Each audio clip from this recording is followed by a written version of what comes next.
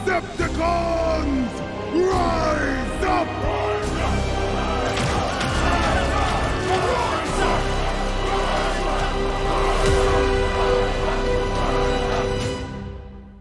Hello everybody and welcome, I'm Comodin Cam, and this is going to be a compilation of Decepticon designs ranked. This is going to be juicy. I'll be covering our four main guys, Megatron, Starscream, Shockwave and Soundwave. You can watch this video while you're studying or working, or you could use it to fall asleep. Oh, now what? Well, sir, it appears he's fallen asleep. I'm completely surrounded by incompetent morons. I've noticed a lot of channels do something similar, so I thought I'd throw my hat into the ring. Now I didn't want this video to just be a simple copy and paste. I'll be adding new designs for Soundwave and Shockwave, the Transformers 1 designs, because when those videos came out, the film wasn't out yet. And I'll do each character by generation as well, so it isn't all in one go. With that out of the way, let's dive into it. It's about time. I do not enjoy being kept waiting. Let's start off with Megatron. I am Megatron! And we've got so many Megatron designs to rank. From TV shows, comics, video games, merchandise, and just so much more, it's insane. So buckle up, because we've got over 100 Megatron designs to rank. Will it direct us to sit, stay, and transform as well? Now the unique thing about Megatron's design history is that it's not consistent. We've got so many unique variations here that I think is going to make this tier list a lot more interesting. Excellent! So, without further ado, let's dive straight into the tier names, and at number 1, of course, had to be...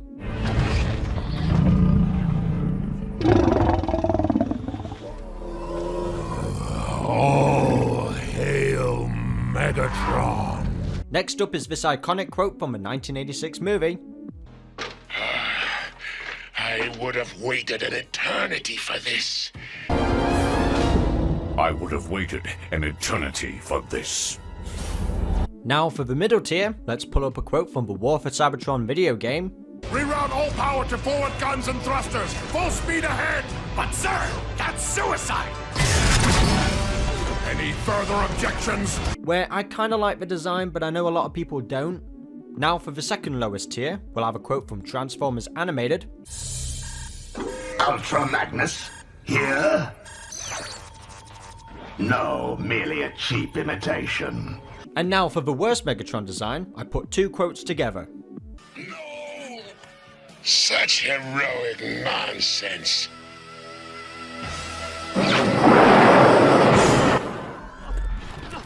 Disgusting. Let's start off where it all began with Generation 1 Megatron. I, Megatron, declare this facility Decepticon domain. We have this classic toy box art here, and I gotta say, I absolutely love this design and the original toy. Yes, I know it looks like Megatron took too many Viagra pills, but still, it's a classic toy, it's unique to the 80s. Nothing screams more of a big baddie than a giant pistol. Decepticons, attack!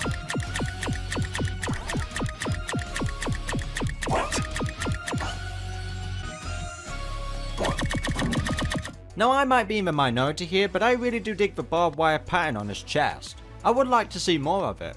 Now let's talk about the G1 cartoon Megatron. I think they made some good changes compared to the toy box art. You know, there were just some things that didn't need to be there. It's a true revision, they managed to get rid of all the excessive detail. Now I know they got rid of a barbed wire pattern that a lot of fans do like, but I think the 3 marks on each side of the chest has become more of a staple to the Megatron design. Yes, he's still a buckethead, but at least it's 10 times better than before. What do I miss most about my youth? My boyish good looks. Such a square jaw. What a handsome devil I was back then. Now before this final design was approved, we do have an early version which did make its way into some toy commercials and comic books. His head is a bit more generic looking and isn't really menacing. You know, he's got yellow eyes, and I just don't think it really works as your big baddie, and I'm glad that they kept the head from the toy box art, because that's one of the most menacing things about it, is this bucket head. Now as for the toy box art, I would have waited an eternity to just get my hands on it. G1 cartoon Megatron definitely belongs in All Hail. As for the early head design, it's merely a cheap imitation. Now G1 Megatron has had so many different toys over 40 years, but I want to pick two that stood out to me the most.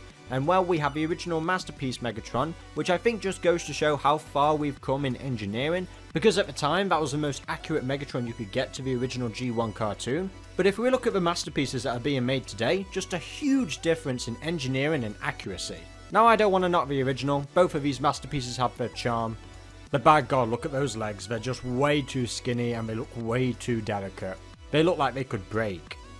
I still like it, even though I know a lot of people prefer the new version, so any further objections? I wouldn't if I were you.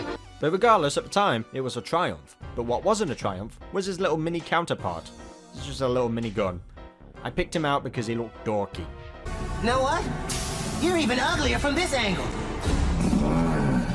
Oh, and we also have the absolute abomination that is Mega Ratchet. What is this abomination? And why have you brought it here? Yeah, this was... I'm still shocked to this day that this was an idea that they thought would be entertaining for young children. And that's not even the worst thing in the comics. Megatron once defeated Grimlock and put his head on his hand as a trophy. Dude thinks he's a gangster. Hardly my nature. The Ratchet and Megatron abomination can also go in disgusting. And Megatron using Grimlock as a trophy? That's also disgusting. I would say merely cheap imitation because he's trying to be cool and he's not. So I'm going to put him there actually.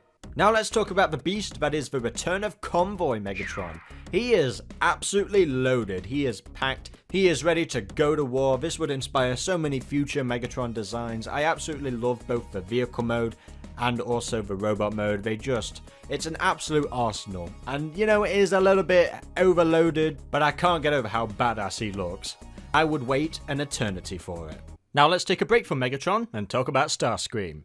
The supreme leader you have chosen to crush the Autobots and lead the Decepticons. You were not chosen. I have been a fool. Made mistakes. Monumental ones. You disgust me. I now realize that I was never destined to be a leader. You couldn't lead a parade. And I'm at peace with that. Why have you all abandoned me? I have gained a clear understanding of my place in this universe. I beg you. Of who I am. I'm stupid. Of who I was always meant to be. Fool! Starscream, second in command. Humble servant to Lord Megatron. I can't even rely on you. What a simple insect! Thank you for listening, Soundwave. In almost every Transformers series, there's a Starscream up to his old tricks. Keep that to yourself.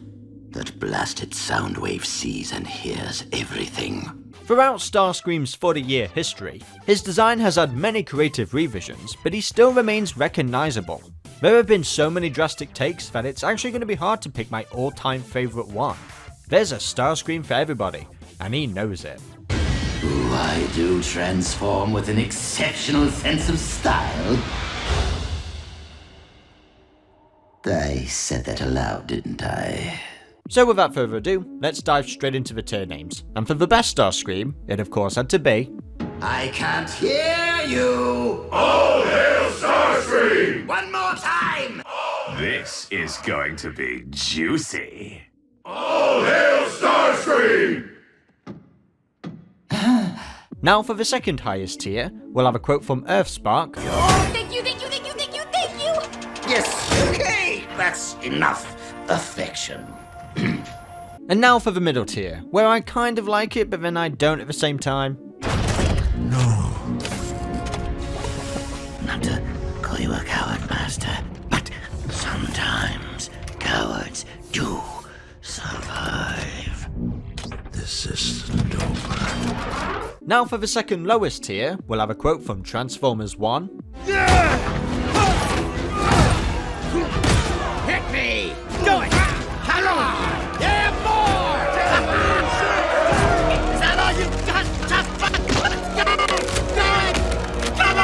Yeah, this Starscream likes it a bit too rough. And now finally, for the worst Starscream design, it of course had to be...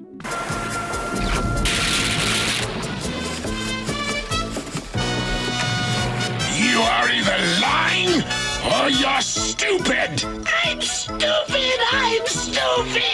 Let's start off where it all began with Generation 1 Starscream. This is such a fantastic and iconic design 40 years later, and there are still toys being made based on this original design. I remember my mum having the original Generation 1 Starscream toy, and I would just play with it non-stop. Now I think they translated the original toy very well to the cartoon. Yes, they eliminate a lot of sticker decals. The simplicity is what makes this design so iconic. Very handsome, if I say so myself. I also like the Marvel Comics version, except for the cosmically empowered Starscream, which is pure nightmare fuel. I've had enough of you and your ideas! Megatron, don't! I'm too valuable to resemble this one! The red and blue colour scheme is just a main staple of the Starscream character, but I don't think this design would have come to life if it wasn't for the incredible voice performance of Chris Latta. His screechy Starscream will always be king. How do you feel, mighty Megatron? This tier list wouldn't be complete if I didn't rank his coronation outfit. Just so egotistical and wonderful. Shame it only lasted for 2 seconds. Here's a hint.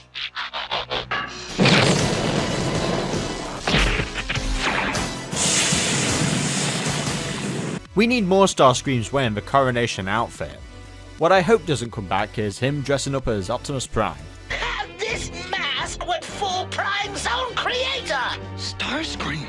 He would be amazing at conventions. I might as well mention the time he appeared in Beast Wars when he possessed Waspinator's body. The colours are slightly off, but I imagine they're just doing this for a ghostly effect, which would be applied to the Generation 2 Starscream. Yeah, I really don't like this all white look. The purple cockpit would have been cool, but the colours, they're just off here. He's pure white and it's too much. Die, you worthless! While we're talking about the Generation 1 design, I'll briefly talk about ones that are similar. We have the Classics toy, a figure that I actually owned and really did like. We also have Devastation, which is basically Generation 1. And then we have the Tiny Titans and the art style of Robots in Disguise 2015. A nice modern stylization of that original Generation 1 design. Not so nice is the original 2006 Masterpiece toy. I do like it when it's in jet mode because it's accurate to the F-15 colours, but even when they did give him his classic cartoon colours, this toy is a mess to play with. I remember playing with this as a kid and I found it so delicate, like I found it difficult to transform it. Oh, just give it here! Oh gee, why didn't I think of that? But fast forward to 2021, we have a stunning cartoon accurate Starscream. Toy engineering has really come a long way. And thank God, because the Action Master and Pretender Starscream are abominations. They're just so ugly. Not a word about this to anyone! Right, let's take a break from Starscream and now talk about Soundwave. It's time to update my tier list. I would hate to waste the energon, unless you are absolutely certain. Do it now. Comodin Cam demands it. I'm not deaf. Soundwave is without a doubt the most popular and the most significant Decepticon in the franchise, with his head serving as inspiration for the Decepticon insignia. Throughout the franchise, he's been Megatron's most loyal communications officer. Soundwave can pick up radio signals from across the universe. Play my favorite song. My Little Pony. Good stuff. For the most part, Soundwave's design has remained fairly consistent, but he has had some drastic revisions that are going to be very interesting to look at. So, without further ado, Why don't you all just sit back and listen while the DJ spins the story? the first tier name we have, of course, had to be Soundwave Superior. Soundwave Superior. Soundwave Superior. Soundwave Superior. Autobots Inferior. And now for the second highest tier, we'll have a quote from Transformers Animated. I am Soundwave. I am Decepticon. The revolution begins now. And now for the middle tier, where I kind of like it, but then I don't at the same time.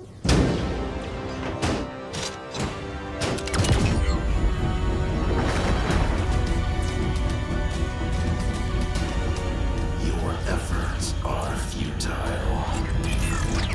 And now for the second lowest tier, we'll have a quote from Transformers Earthspark.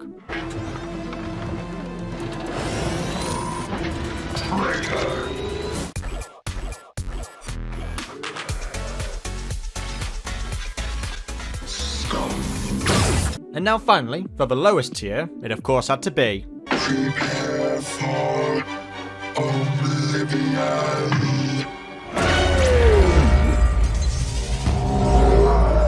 First up, in Generation 1, we have the original toy. With an awesome and simple design like this, it's no wonder that it became the most popular Decepticon. Now I really do love all the details on the stickers, of course it gets cleaned up when it comes to the cartoon, but as for the toy, such a great design. I love the cassette, it's just one of the main iconic features of Soundwave, it never gets old. I'm so glad they're going to be doing a reissue for the 40th anniversary, of course more aligned to the cartoon colours, but still nonetheless I'm glad that this design, still to this day, is getting re-released. Because this is without a doubt my most sought after Generation 1 toy. Oh, wow! Look what I found! Hand it over, son. Ow! It bit me! Soundwave hasn't reported back in days. Where can he be? Megatron! I think I've found him. eBay? Request permission to buy it now. I really don't have any complaints on this original toy. Of course you can have the debate of do you prefer the yellow visor or the red visor. I much prefer red, but either way, I like both.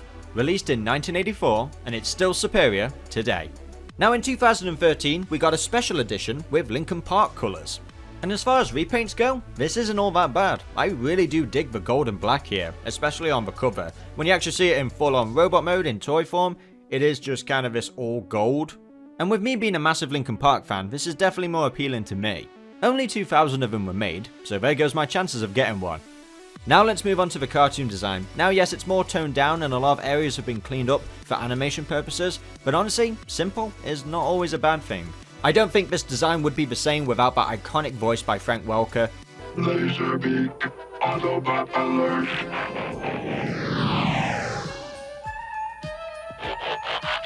Disclosure averted. Age hasn't slowed you down one bit. It's just a main staple of a character that lives on throughout all future versions of Soundwave. Definitely superior. Not so superior is the Soundwave design from the Marvel Comics. Nobody would follow an uncharismatic bore like you! Instead of the blue, we've got him all purple. Which I wouldn't be so far against, but it just doesn't work with that head design. The dude has a mouth. Yes, I know he has a mouth in future versions, but on this G1 design, I don't like it. It's disgusting. That being said, I don't completely hate it, it's just that his efforts are futile. This is from the G.I. Joe comic where Dr. Venom takes control of Soundwave's headless corpse and uses Bumblebee's body as a headmaster. Yikes. This is just... I'm dropping out of this session. I'll be back to check out the final mix. Sample you later. While on the topic of G.I. Joe, we'll talk about the recent crossover collaboration with this giant figure. Yeah, it's a really big figure. You know, I'm kind of getting sick and tired of these G.I. Joe crossovers at this point. You know, they did it with Megatron, then they do it with Bumblebee. Arguably, this is the better one out of a lot. Like, it's recognizable as Soundwave, it's got its core features, but I just don't care for that alt mode. I just... His efforts are futile.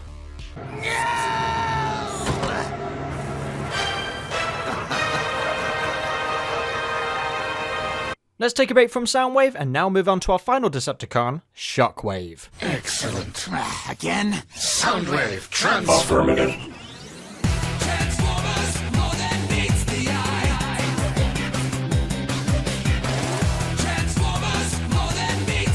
Why this song? When your hit percentage exceeds mine, you may choose the soundtrack. It's only logical that I update the most popular Decepticon.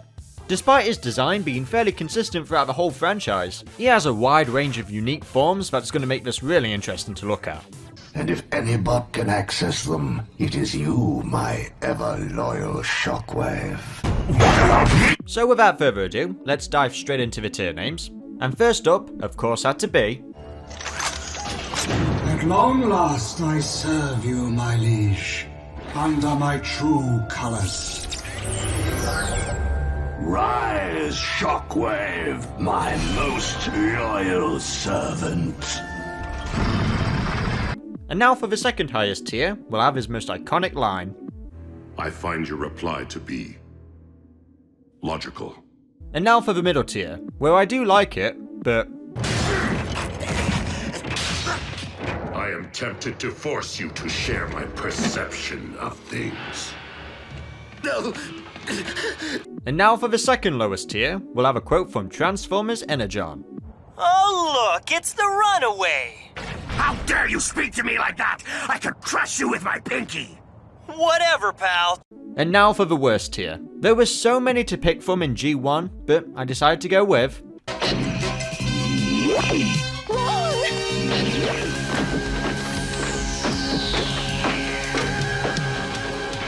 Miserable glitches!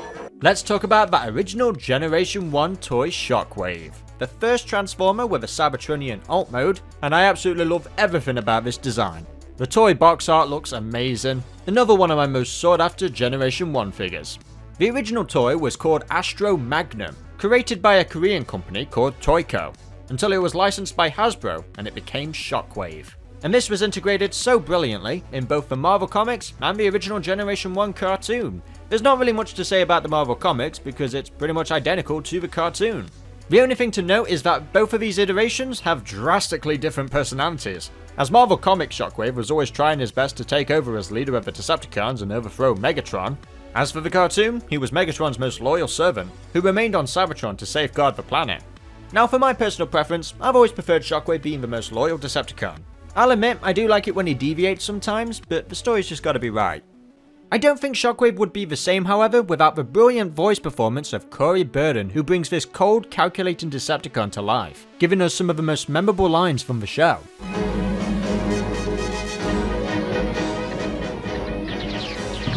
Female. So the female Autobots still exist? Yes, we exist. And we always will. Such noble nonsense. While I do like the toy and the box art, I think the cartoon in the Marvel Comics perfected the style of this design. And they somehow managed to translate the cartoon design in this masterpiece toy. Absolutely incredible, the detail on this figure is insane. Just goes to show how far we've come in engineering. But it hasn't always been perfect with this mighty mug Shockwave. I must protect Cybertron from all hostile threats. Well, at least the Funko Pop Shockwave is better. Yes, that was a compliment to Funko Pops. And now the Action Masters Shockwave, which doesn't transform, and he's got this disgusting orange all over him. Of course I do like it because it's the original G1 design, but I'm tempted to force him to share my perception of things. This one has your name on it, Shockwave! So much for Shockwave! Next up we've got Generation 2 Megatron, which was a part of a G.I. Joe crossover, and he is now a tank instead of a gun. This was of course due to regulations at the time where you could no longer have a toy for a gun. So Megatron had to beef himself up a bit. And you know what? It's a good alternative. It worked out for the better. I would wait an eternity to get my hand on that original toy. Now Beast Wars Shattered Glass had this design of Megatron in all purple, and yes, I do like this all purple design, but you know what, there's something really nostalgia and really eye-popping about that green and purple design. Regardless, I still like the purple, so any further objections? Also during Generation 2, we have a little GoBot Megatron. I imagine that this only exists to save the trademark. You did your duty, little man. Such heroic nonsense. Now something else quite bizarre is an unreleased Generation 2 Megatron.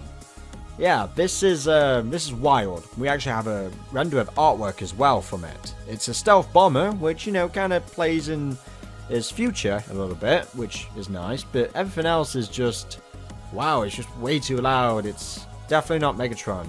Yeah, and we got Starscream right next to him in this image as well. Starscream looks kind of alright, you know, but as for this Megatron, he looks like a big bozo. Merely a cheap imitation. Next up, we've got Machine Wars Megatron, and I gotta give props to the artist DC Josh. I love his artwork, he's amazing, and he is able to make even the shittest toys look so badass and cool. This looks like Megatron in his sort of youth a little bit, and for that I kinda like it, but unfortunately the toy is just a bit boring, isn't it? It's not really anything exciting. I've got to really give props to the artwork here that managed to make this boring toy look actually kind of cool. It's like a little mini origin story for Megatron in a way. You know, once he was a plane, he was a jet. But is he really Megatron? I'd say merely a cheap imitation. Sadly, the artwork couldn't save him. Alright, now let's talk about Beast Wars Megatron, where he was once a crocodile. This was of course before the drastic story change, where it reimagined the Maximals and Predacons being the descendants of the Autobots and Decepticons. So yeah, this was supposed to be the original Generation 1 Megatron, and they evolved, and it's lame. It's really, really dumb. I don't like it. He looks like a henchman. Is this really Megatron? He's merely a cheap imitation. Now let's look at 2001 Megatron from Robots in Disguise. This dude has 6 different modes. Yeah, this guy is extreme, he is an absolute beast. And I once owned this toy as a little kid as well.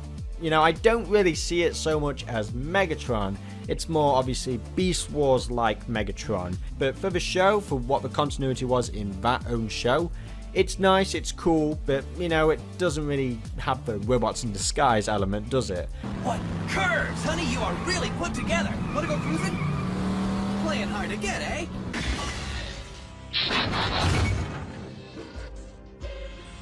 Oh man, what a downer. I still like the design to an extent. I know a lot of people don't, so I don't know. Any further objections? I can't believe I trusted you, Skywhite! You made me look like an idiot! It's terrible! People are laughing at me! Not so ugly is the Beast Wars second Starscream. Now he's not the original, he just merely takes the name, but his personality is very similar. It's easy to write him off because he's not the original, but still, I think he carries the name pretty well. He's funny in the show. But when he turns into Hellscream, yeah, I'm not vibing with it. This is a downgrade in my opinion. Unruly beast! You dare to roam freely without permission! The same can be said for the Machine Wars Timeline Starscream. Now this is just merely a clone and not the original, but I thought I'd include it because, well, dude doesn't deserve to carry the name of Starscream. It's a BotCon exclusive and just a redeco of the Hunt for Decepticons Terror Dive. Now let's talk about the main Machine Wars Starscream design. Now this is just a redeco of the Predator Skywake. And yeah, I don't find this interesting. The design is sort of cool, but as for Starscream, it don't work. You could tell they just did this to save the trademark. You second-rate clones aren't even worthy to breathe my exhaust fumes. Now a design that I really like is the Trans-Tech Starscream. It was a planned sequel to Beast Machines, and it was intended to be the original Starscream. And I can see this being the same guy, despite the fact he looks completely different from the last time we saw him. I think this design is what inspired Transformers Prime to be so drastically different. Because despite how different it is, you can still see this as Starscream. At least I can. I really do like the wings folded down, and his shoulder shapes are so cool. Gives me sort of Count Dracula kind of vibes. Now there was an early prototype deluxe class toy, but unfortunately the series was never made.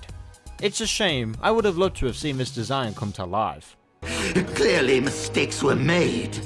Yes, clearly. Now we have Beast Wars Soundwave, who is both a bat and an alligator.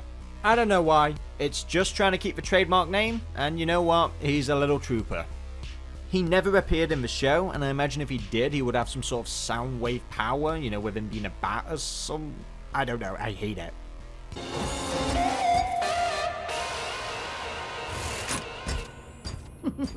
And you!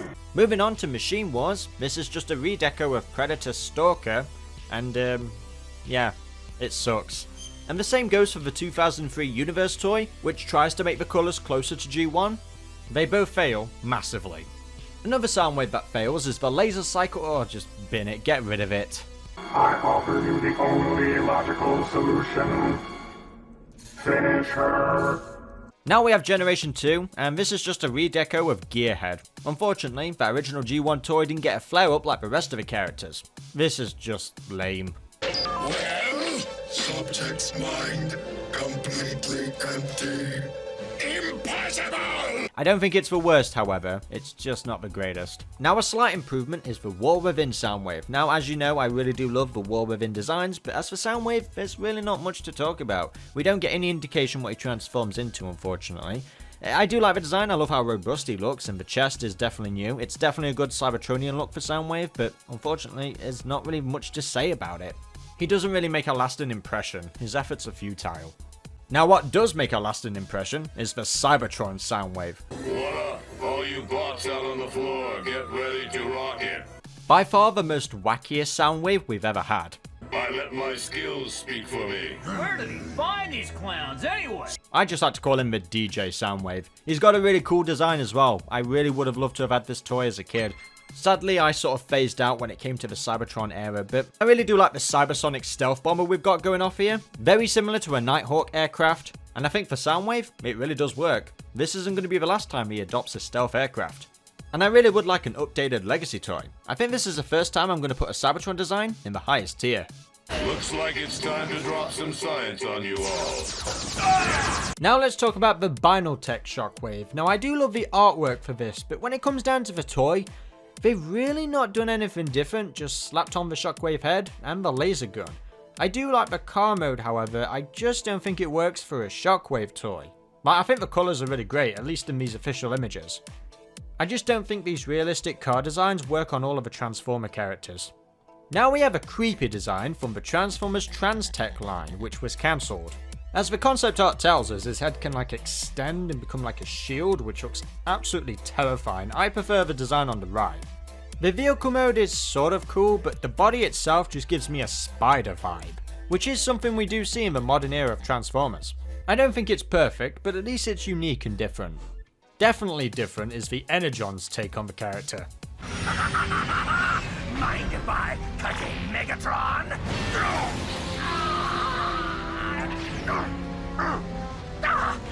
This wasn't supposed to happen! Now he was designed as a modern version of the original G1 Shockwave, but they couldn't name him Shockwave because they had lost the trademark, so they had to name him Shock Blast. I like to think of him as Shockwave's loser twin. But you guys have my back, right? You guys have my back, right? You can do it, Wing Saber. When he first appears in the show, he's actually really menacing and feels like a real threat, but as the show goes on, he just becomes a joke of a character. No, Shock Blast is a bad shot. Oh, really? Transform! And you are heavy. Shock Blast, get off him right now! Leave that wave alone, you fools! But I gotta admit, a part of me really does like this design. I just don't like that giant ass cannon, it's just a massive eyesore. I don't really care for the alt mode either, it's just not for me. Get off my case! The last thing I need right now is a critic! But I do like the chest and the shoulders and the head design, I think it's really cool actually. I can sort of imagine this being a fun toy to play with. But I'm fully aware that this isn't everyone's favourite take on the character, and would rather see Shock Blast get destroyed.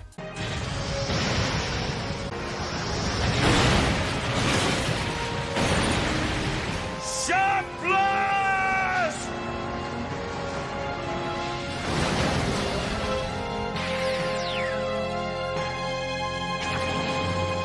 Now I remember seeing a custom of this design way back in 2007, and Jin Satomi does a fantastic job of reworking this toy into the Generation 1 Shockwave. There were many customs of this at the time, and I believe its popularity made its way through the Transformers Legends game, where it's clearly inspired from that Energon Shockwave custom. I mean, just look at it, it looks 10 times better in the G1 aesthetic. But I'll be kind to Energon, because it's a fresh new take on that design. Your argument is logical.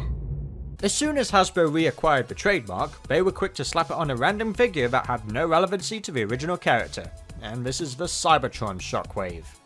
Yep, it's just a way to save the name.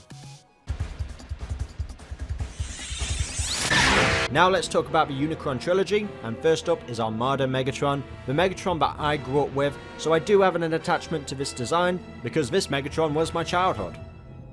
Transform and combine! It's a great, unique design that really does do something drastically different while still capturing the sort of character of Megatron. Like, the toy had so many play features, I just played with that tank mode all the time. Like, I love the color palette. They took Generation 2 Megatron and just made it work with this design. Now, yes, I know he's a little bit of a flathead. So why don't you share your little joke with everyone? I wasn't laughing, sir. Flathead? Boy, I can really dish it out. You are a freak. And even today, 20 years on, we're still getting brand new figures of this Megatron. I own it and I love it. It's absolutely amazing. What I don't consider amazing is the Combiner Wars mix between Generation 1 Megatron and Armada. This just didn't work. The toy was not really well received at all. This was merely a cheap imitation of the original. I don't really love his Cybertronian mode so much, even though it's like the first design that we actually see. It's just a bit boring in it. I really love creative Cybertronian modes, and this one isn't really that creative. What a weakling. Now, as for the original Megatron and Tidal Wave, of course in the cartoon we saw Megatron with the purple Tidal Wave, but I really wanted to see the original colours of Tidal Wave on that Megatron in the show. Now, we did get Tidal Wave in his original colours in the video game, but sadly he never combined with Megatron. Heck, we're getting a brand new Tidal Wave toy, so now I'll be able to have the best of both worlds. I loved it every time in the show when he powered up. Megatron was ready for action. The power is mine! Now, one thing I thought I would never see in my life is a female version of Armada Megatron. We have the third-party toy, the Eris Armadon. Now, I was at TFCon this year at the Toronto convention, and I was lucky enough that a subscriber of the channel gave me this for free. Yes, I'm going to give you another shout out again, Keegan, because what you did was absolutely incredible and touching. I really wanted this, and I just didn't think I'd ever get my hands on it. And then when I met Keegan, he was just telling me how much he really enjoys the channel, he enjoys the content, and he vanished. I was like, wait, where's Keegan gone? I was going to say goodbye to him before I went up to my hotel. And as I was heading towards the elevator, Keegan just shows up with a second copy of Armada Megatron. Honestly, I was so incredibly grateful, and still to this day, it was one of the most touching moments of my entire career, my entire time at being at that convention. And how can I not give a shout out? It's on my desk. She's just posing. She loves a good pose. I have to put this in All Hail Megatron, because come on, it's such a badass design that you didn't think would work in those proportions, and it does. Alright, now let's talk about Energon Megatron. Now, I've had a change of heart over the years over this design. While I still think it's basically Galvatron, it's still not that bad of a design. You changed your mind, sir? Why are you letting him go? Because he was getting on my nerves. Granted, the colours at times for me are still a hit or miss. You know, sometimes I'll watch it in the show and I just think it looks ugly, and then I'll look at it as a toy or artwork and I think it looks really good. And I think the Energon toy has a lot of playability to it. Like, you look at it and it's got a lot of great mechanics. And even today in Legacy, he's getting a mini version of it, which I guess is sort of an insult in a way. I feel like he deserves an upscale at least. But regardless, there is still some love there for that Energon Megatron. I guess it's just the animation in this show that really does this design dirty. Like, when the show briefly dipped in cell animation, it made this design look absolutely amazing, but in 3D animation, I don't know, it just really makes him look ugly. How dare you! Oh, please. But when you see it in the toys and the Dreamwave comics, it really doesn't look all that bad. I know, I feel like some of you are going to come at me in the comments, so any further objections? Alright, now we have Cybertron Megatron, or as I like to call him, Goth Megatron. It's like a midlife crisis. He's trying his best to be really, really cool. Now, he is a triple changer, but it's basically just a jet car. But it's an extreme Tim Burton Batman style. And he's got incredible horns. I mean, they're not as big as, obviously, Armada Megatron, but still, the color palette is insane. Like, it's loud and it's all over the place. I've always been conflicted with this design because, I don't know, just out of a Unicron trilogy, it's just not the best. Such feeble blows are a mere annoyance to me. They are blocking us. What? But regardless, there is still this sort of like soft spot for it because playability wise and vehicle mode, it looks absolutely badass and cool. And I know a lot of people really dig this design, so I don't really want to shit on it because I don't want to shit on it because I do think it is a good design. I just wish the colors were different. Like, the Galvatron colors suit better for the Megatron name. So, I don't know, I guess it can go next to Energon Megatron. Any further objections? Now let's move on to an interesting design. We have the Trans-Tech Megatron. This was unreleased, we never actually got to see how this looks both in vehicle mode or in toy form. We only have early concept stages. The head is definitely a miss, does not resemble Megatron at all, but I do like everything else about it. I actually think it's got a lot of promise, but sadly we never saw it fully realized. It's like the blueprint for Armada Megatron. I would have waited an eternity just to get a better head. No, I can't do that. It's not complete, is it? I have to put it in any further objections because I might like it, but I know probably a lot of you don't. Next up, we've got Transformers Universe Megatron, and we've got two different color schemes. We've got Generation 1 and G2, and I think both go hand in hand with each other. I really like it. They're both really cool. I like the tank mode. The kind of vibes I'm getting is Megatron when he's young, like sort of in his prime. Yeah, I think these two go side by side with each other. I would wait an eternity for them. Now let's talk about Classics Megatron, and if this doesn't scream midlife crisis, then I don't know what does. This is like G1 Megatron, and he's just like, he has to keep up with the times, so he's trying his best to look like a Nerf gun. You know, actually the gun itself doesn't actually look that bad. I actually think it's really cool, and I like how it sort of becomes like a cape. You know, it actually is pretty interesting and unique of a design. It's kind of giving me like, it's probably what Cybertron should have been, the Megatron Cybertron, except the gun part, you know, just get rid of the gun part, but I do like how it sort of transforms. It's actually kind of a unique take on it. So yeah, I bet a lot of kids actually had a lot of fun playing with this. I would have waited an eternity for this, I think. Next up we have Transformers Cloud Megatron, and I gotta say, I actually really dig this redeco. You know, this was originally Bludgeon, and somehow it's able to work as Megatron. I think this is really cool. It's actually not a bad design at all. I would have waited an eternity for this. Now some of you might not know about this one, but we have the GTR Megatron with his girl partner. Yeah, I don't understand that, but his face design is the only thing unique about it. Everything is just with logos slapped all over the place. He's basically just a giant promotion. I dig the head. It's very youthful Megatron, but it's not really Megatron, is it? It's merely a cheap imitation. Now we have Alternative Megatron, drastically different from what we're used to, and you know what? I actually kind of dig this. I like the blue. I think it really blends in with the purple really well. And his vehicle mode, well, it's just a cute car, but the badass robot mode. I really love the samurai vibes going off here. I know some of you probably aren't going to like it, but I like it, so any further objections? Now let's talk about my favourite incarnation of Starscream.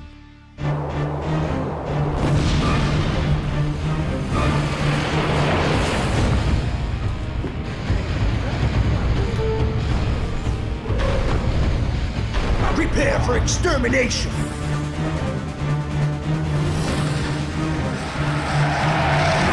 We have Armada Starscream.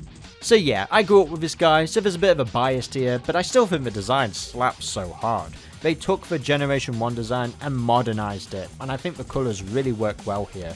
But I remember painfully as a kid, never being able to have the original toy. Instead, I was treated to the Thundercracker colours. I think he's gonna start to cry. Hey, you take that back! Enough! But if you know his story arc in the show, it's not a bad thing. But seriously Mum, I was specific to Santa to give me the red and white one. Now well, I got it 20 years later with the Legacy Starscream. Yeah, sadly, I wasn't able to get my hands on the 2014 Generation Starscream. It's a neat revision, but I prefer the original.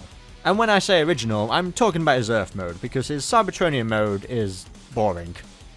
I'm sorry Starscream, it's the truth. I don't need your sympathy, now leave me alone!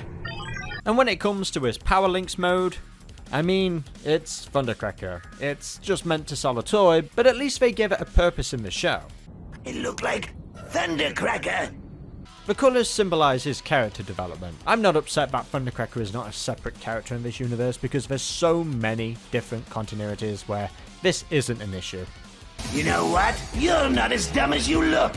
I don't think this Starscream would have been the same without the incredible voice talent of Michael Dobson. So you can imagine how happy I was when I noticed he commented on my Starscream essay video. Yeah, dreams do come true. Thanks a lot for the present, Starscream! I don't think I follow. We should throw you, you know, a little appreciation party. And we even got a cake! We made this for you.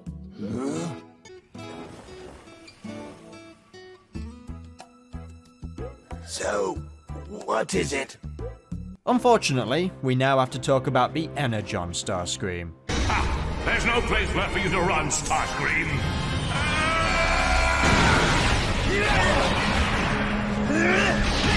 Dude is a corpse. This just gives me zombie vibes. Like, they gave Starscream such a beautiful character arc, but then he remembered he's a Hasbro product and has to be brought back from the dead to sell a toy. What's this? Where am I? You are in a void of total darkness, absolute nothingness, where you belong. And the toy itself is actually pretty ugly. I don't just hate it because I hate the show. The design itself could have been good and I could still hate the show, but they're both trash. So, Starscream, try to attack me again if you dare. Stop calling me that name! But at least they made up for it in the sequel series Cybertron, where they just jacked this dude up. Well, the upper half of him, because his legs are skinny as heck. But I remember the toy, seeing this in Toys R Us. I never owned it, but I wanted to. But the dude was so massive. He was supreme. Stop the yapping! It'll get you nowhere! What I also really love about this Starscream is that he got his crown. A crown befitting the new ruler of the universe! The reign of Starscream will be a reign of terror! We'll get him, Megatron! Yeah, look out, you big ape! We're on your side! Very much inspired from the War Within Starscream, this is his Cybertronic Starfighter. Basically a very jacked up Tetrajet. And many years later he got a brand new toy in the Legacy United line, just much more smaller. Now for a really bizarre one, we have the alternative White Pearl Starscream, or as I like to call him, Carscream. Yeah, this dude looks like he'd get mocked for picking this car. I've heard this toy is really not stable, with his door panels coming off very easily. They're supposed to give off the effect that he's like a flying car. But come on, who wants to see Starscream as a car? Never understood why any self-respecting Decepticon would choose automobile as his vehicle mode, when he could have flight. In another life, Starscream. In another life. Next up, let's talk about the GOAT, the Transformers animated Soundwave.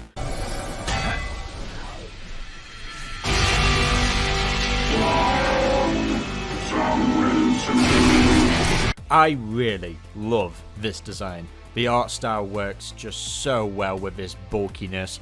As a kid, I used to add so much more to this Soundwave design. Like, I don't know why, I was just obsessed with it. It's a shame he didn't have like a pivotal role in the main show. Like, yeah, I like the creative idea behind it, but it's a shame that he was never there during the Great War. Like, he wasn't part of Megatron's ranks. I really wish Season 4 did happen, and that way we could have watched him become Megatron's most loyal soldier, because after all, Megatron did create him. And while we're on the topic, we'll talk about Baby Soundwave. Yeah, he's pretty cool. Now in the two-parter episode, Human Error, we did get some reskins of this Soundwave design.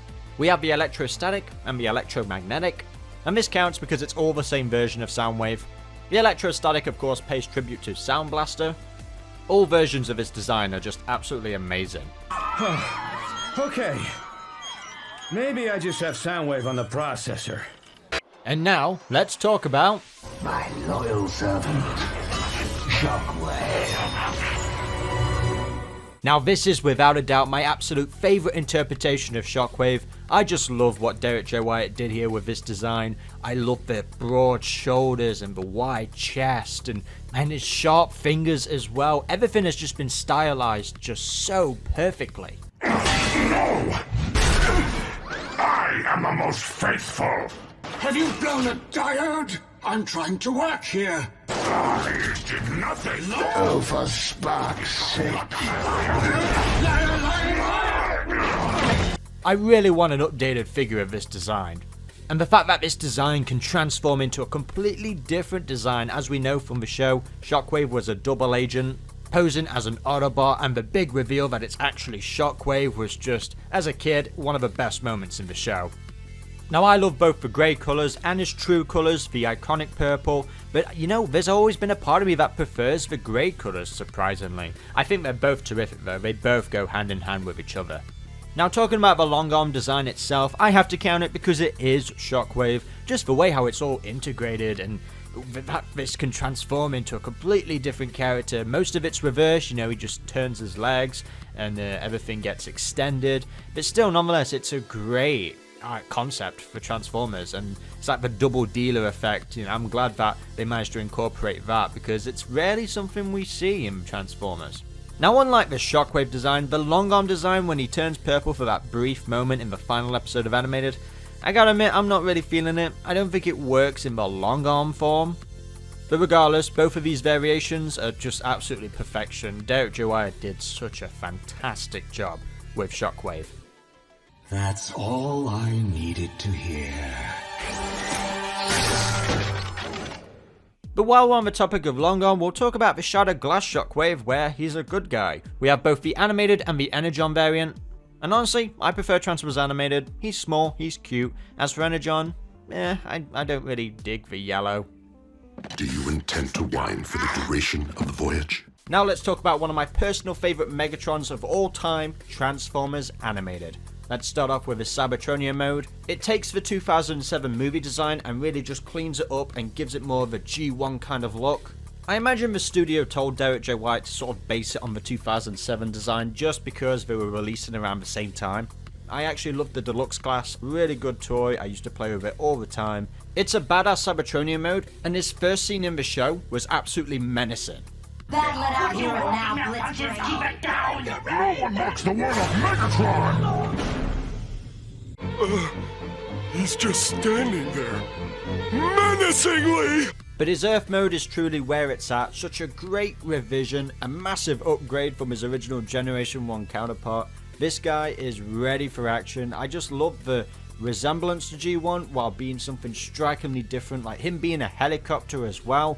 I've always wanted Megatron to be more like a helicopter, and we're finally getting that in Earthspark, so it's good that harkened back to Transformers Animated, because it's really an underrated design. It's such a badass, menacing design as well, especially with that voice by Corey Burton. Bow before Megatron. Now that I am Lord of Cybertron, I return to Earth to exterminate organics once and for all. I'll put his Cybertronian mode in the second tier, and as for the Earth mode, it obviously belongs in All Hail Megatron. Now, if Season 4 of Transformers Animated wasn't cancelled, Megatron was going to get a huge upgrade for Marauder Megatron, which takes inspiration from the Beast Machines Megatron, and also the return of Convoy Megatron. What? Now, we were so close to getting a toy of it. We have prototype images from the official Allspark Almanac book. They are colorized by Mooney Looney, and I gotta say, we were absolutely robbed. I would have loved to have seen this both in the show and in toy. I just hope that it somehow gets revived in the future. Wow, this is incredible. Now, there are different variations of the Earth mode Megatron design. We have the Shadow Blade, which is... It's quite temporary, I assure you. Basically like a Galvatron Megatron. It looks cool. I really tried my best to avoid this toy as a kid. I really wanted the original. But regardless, it's still got good artwork. It's alright. Any further objections? Now, Animated did have its own Shattered Glass universe, and this is Megatron. Pretty standard. It's the standard Megatron Shattered Glass colours. And while we're on the subject, we'll talk about that original Shattered Glass Megatron. It's basically the Energon mold, but with these like heroic colours. Which, that's alright. It's slightly better than the actual Energon colours. Now, I'm not the biggest fan of the Shattered Glass series, but I know a lot of fans do like it, so I guess I'll just put these in the middle, because I know you'll object to it if I put them even lower. Now for another Starscream I grew up with, it's the anime... The name is Starscream, exalted leader of the Decepticons. I thought that was Megatron. Silence, Autobots! I really love this version of the character. He's funny, bluntly treacherous, and pretty good looking if I do say so myself. It's the new colour scheme that stands out to me the most. We have a darker purple this time around, and it really works for Animated, as I don't think the original G1 colours would work here. Brilliant idea, just brilliant. Oh, of course it's brilliant. It was my idea to begin with. And even though they are Starscream, I'm not going to be counting any of the clones because, well, that would just be redundant and a waste of time. What are you talking about? I am the original Starscream. Liar. I am the original Starscream. I never said I was the original Starscream. You just did right now. No, I didn't. Yes, you did. Artist Derek J. Wyatt took that original G1 Starscream and modernized it for a brand new generation of fans. Such a unique and beautiful art style, I miss seeing this on television. We all love and miss you, Derek. As much as I like the Earth mode, I was equally as obsessed with this Cybertronian mode. It's different enough to stand out on its own. To this day, I'm still waiting for Hasbro to make a toy of this. 50 solar cycles of searching. And once I find it, the Decepticons will have no choice but to follow my leadership. The same can't be said for the Shadowglass design, but I do think it is better than the actual Shadowglass Starscream, which is basically just Jetfire colours slapped on a Starscream design. Once again, I've got no problem with the Shadowglass universe, it's just some colours are a hit or miss. And this to me, well, it's alright. Unless you have anything of value to offer me, step aside. Now let's go for an obscure one. We have concept art for the Transformers All Hail Megatron comic, where he would have transformed into a modern version of a micro cassette recorder.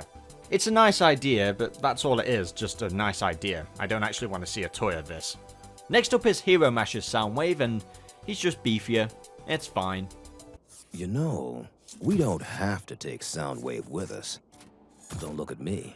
You're the strong one. More interestingly is Tablet Soundwave. Yes, they made him into a tablet. Look, I'm going to be honest, I don't think it's really all that bad, it's just the colours. I mean, it's not a functioning tablet, so they still could have made him blue. The chest and the shoulders, sort of the head is the only part I really like. I do not wish to harm a fellow machine. But sadly, I'm going to put it in Traitor. Oh yeah, I forgot to mention earlier, the human G.I. Joe Soundwave. Why would anyone like this? Can you not see humans are the evil ones? Yeah, he's definitely a traitor. Now let's talk about the aligned continuity, and we'll start off with the concepts for Transformers Prime. Now I've already discussed some of these designs on the channel, but we got a brand new one, that being Soundwave, and yikes, I'm so glad with what we ended up with, because this is just overkill in my opinion. Don't get me wrong, I do like some areas of it. All of these designs are trying to resemble the live action movies, and they're trying to clean them up and make them more animation appropriate. This is just Revenge of the Fallen Soundwave on steroids. It very much gives me Beast Machines kind of vibes. Now Ken Christensen did do a revision that's somewhat closer to the final product. Now I absolutely love this design. It's a good blend between the movies and the Transformers Prime animation style. As much as I love Transformers Prime Soundwave, I gotta say this is a good alternative. I think a lot of fans that love that original Soundwave design would have preferred this instead. He would have had a bigger car, which I guess High Moon looked at this and used it for the Dark of the Moon game. My only complaint is really the colours. I have just brightened it up just a little bit, and I think it just improves the design 10 times more. I'm going to say the early concept's efforts are futile, and the revision is superior. And another design from the Aligned Continuity is the Pop-Up Universe Soundwave. Yeah, Soundwave in the Aligned Continuity has so many designs, it's kind of unbelievable really. Taking inspiration from the Transformers Prime style and the War for Cybertron video game, and I think it combines the worlds so well. Like, this is another good alternative for the Transformers Prime cartoon. I just think we've got so many good aligned continuity Soundwave designs that it's kind of hard to pick the definitive one. But the definitive one for a lot of people is the Transformers Prime design. Oh yeah? Why don't I wipe that smile right off his face? An incredible revision of that original design. You just wouldn't think it would work because, of course, we have an attachment to that original G1 design. It's the most iconic one, so when something gets drastically changed, you kind of immediately hate it.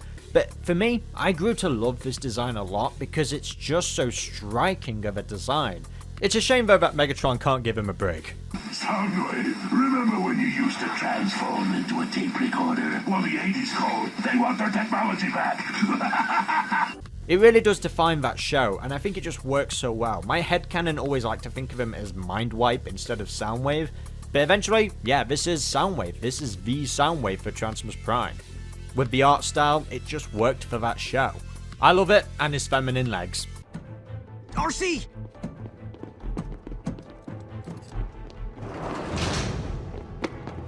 It's Soundwave! And his vow of silence throughout the entire show was just another great staple of the character. Another way of intimidation and just proving how scary he is. As a kid, I wanted Soundwave to speak, but then when he eventually did, a part of me was like split on it because I loved it, but at the same time I was like, yeah, kinda would have preferred him to just stay quiet. Regardless, it's still one of the best moments in the show for me. Now the unique thing about the character is that he didn't have a face. Well, the Titan comic did give him a face, and I'm not going to include it because I just like to forget that this exists. You have something to say, Soundwave? We did get to see a Cybertronian mode, which is fine. It's a Cybertronian mode, you know, we don't know actually what he transforms into, but it's cool. It's basically somewhat similar to his eventual Earth mode anyway. He was just a bit more bulkier. Now with Season 3 Beast Hunters, a lot of characters got updated designs and paint jobs, and unfortunately, Soundwave got one too. This is absolutely disgusting. I'm so glad this never actually happened in the show. It would have just ruined his character.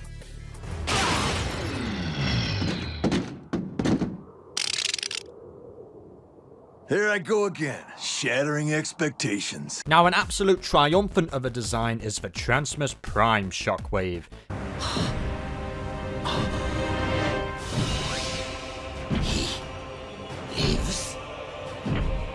This is an absolute beast.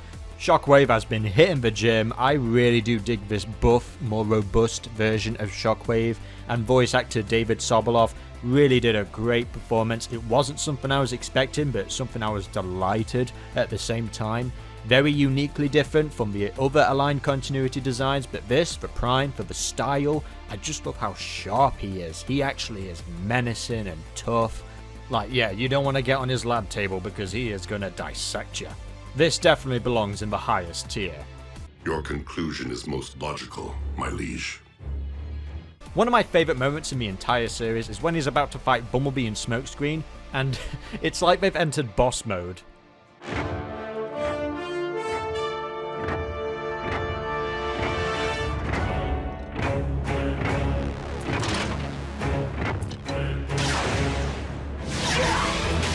Now let's move on to the comics, and we'll talk about once again when Shockwave was a good guy, and we have Senator Shockwave. This was before the war, before he got lobotomized and ripped of his emotions. The only thing really similar to the Shockwave design is the chest, that's kind of it. And I do like this concept. I don't however like the toy version so much. It's just a War for Cybertron Seeker retool, and it's fine, it serves its purpose, but nothing striking. I do not blame you, as it is well understood that Seekers have extremely low intelligence.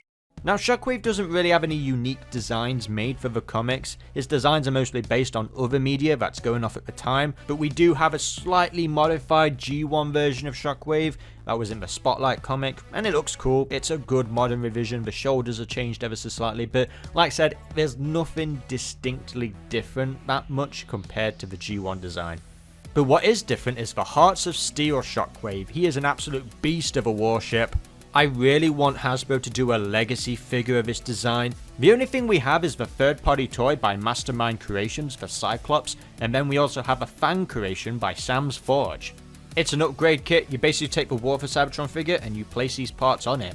Now Sam does incredible work. I was so happy to meet him at TF Nation last year. He gave me parts that actually fixes the Armada Megatron shoulders, and honestly, it's just so much better than the original. He takes these designs and just improves on them in so many unique ways. Now we have the Biomech Maximal Shockwave, designed by Guido Guidi.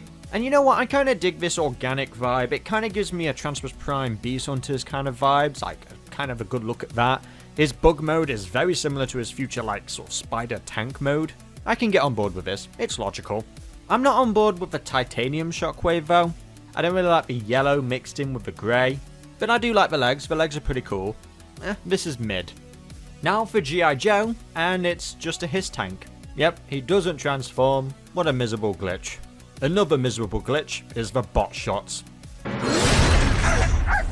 you normally make it a habit to attack your own bots, sir? I mean, it seems a little extreme, perhaps even Decepticon-like behavior, if you don't mind my saying so. In fact, if I didn't know better... Now moving on to the Creos, and the only logical one is the basic Shockwave. The rest of them are just ugly in design. Abominations. Accidents of the Ember Stone.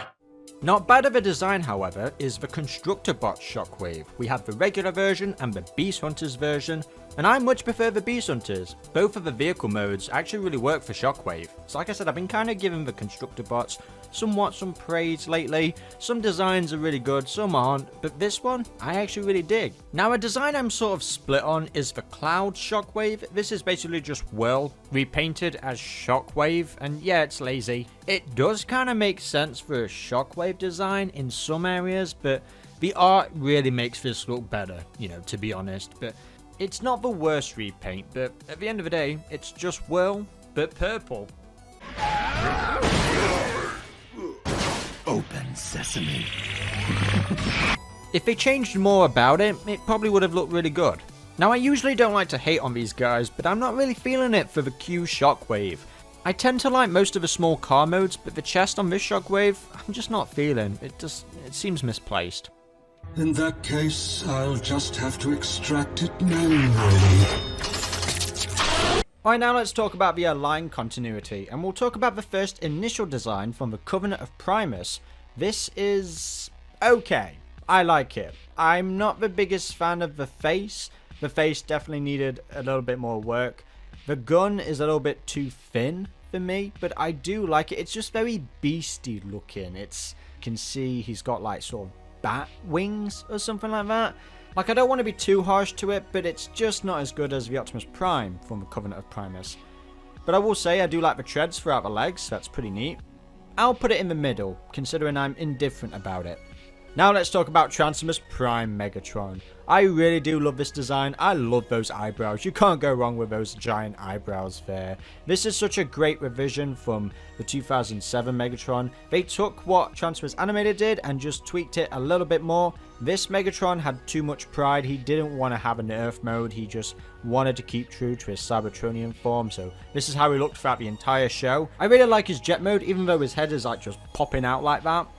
In any room of the house. Jet, robot! Jet, robot! That head design is amazing. The shoulder pads so sharp. Like, I do like it, even though I know a lot of people really don't like it. But come on, this is all hail Megatron, obviously. Yes! But I definitely won't all hail to any of these Megatrons. What? The Dark Energon one is just generic looking. It's fine, it's cool, but it's just generic. And then the Sharkticon Megatron is by far the weirdest one out of them all. Like, I don't know what the toy designers were thinking. Why was this necessary? Was there going to be a storyline where Megatron turns into a Sharkticon? The Sharkticon one can definitely go in disgusting, and as for the Dark Energon one, look, it's fine, but it's not great. Sorry Megatron, but you don't win this time. Okay, now let's talk about his upgrade in Predacons Rising, which they refused to name Galvatron. I know it's Unicron, but this was Megatron in the end. I do like it. I know a lot of people don't. It's not the worst upgrade. I definitely do like the horns. You know, it's definitely more Unicron vibey. I just wish they would have renamed it as Galvatron. But of course, for the story, it didn't make any sense. Look, it really is not all that bad. I would have waited an eternity for this. And that is final. Moving on to the Align continuity, we have Transformers Prime Starscream. A design that slightly deviates from what we're used to, but brings a fresh new take to the character. He may not be red and blue all over, but you can tell it's him. I remember rushing to the chance to get a first edition Starscream because I was so in love with this design. Excellent. Your loyalty and devotion will set a fine example for the troops. You may bow. Though I will admit I wasn't a fan of the Decepticon insignias on his legs in the first few episodes. Thankfully they removed them because this design looks so much better without them. This one of course belongs in All Hail. You're no breakdown, though I must confess I have always admired your lustrous finish. Well then. You should be going. Even though I'm happy with what we ended up with, I gotta admit the early concept art Starscream is phenomenal. I really like his bulky shoulders and how the wings are pointed down. Perhaps it could have been his upgrade form in the Season 3 Beast Hunters line. We did get an upgraded form in the toy line, but thank God this wasn't in the show. I actually forgot to include it in the tier list. You finally become tiresome, predictable. You've hit rock bottom. Master, please! Give me one more chance! I beg of you! Before they finalised the look of Transformers Prime, Ken Christensen came up with some concept ideas for the series. He gives us a modernised Generation 1 Starscream with a more darker silhouette. I do like these colours even though he looks really moody. It's a shame that we didn't get to see this in the Transformers show. It was the inevitable outcome. Now for the sequel series, Robots in Disguise. I feel like this is for the fans who were hoping for a G1 inspired look in Transformers Prime. I love how robust he looks. He broke his vow of silence in the show. Devastate the city, then spread to eradicate all life on Earth. Incidental collateral damage. But when we first see him, he's in his original Prime design, and I don't think it works in this animation. So when he came back a second time, he had a whole new makeover. The only thing they kept from Prime is the head. But the toy box art didn't get this memo, and gave him a mouth plate.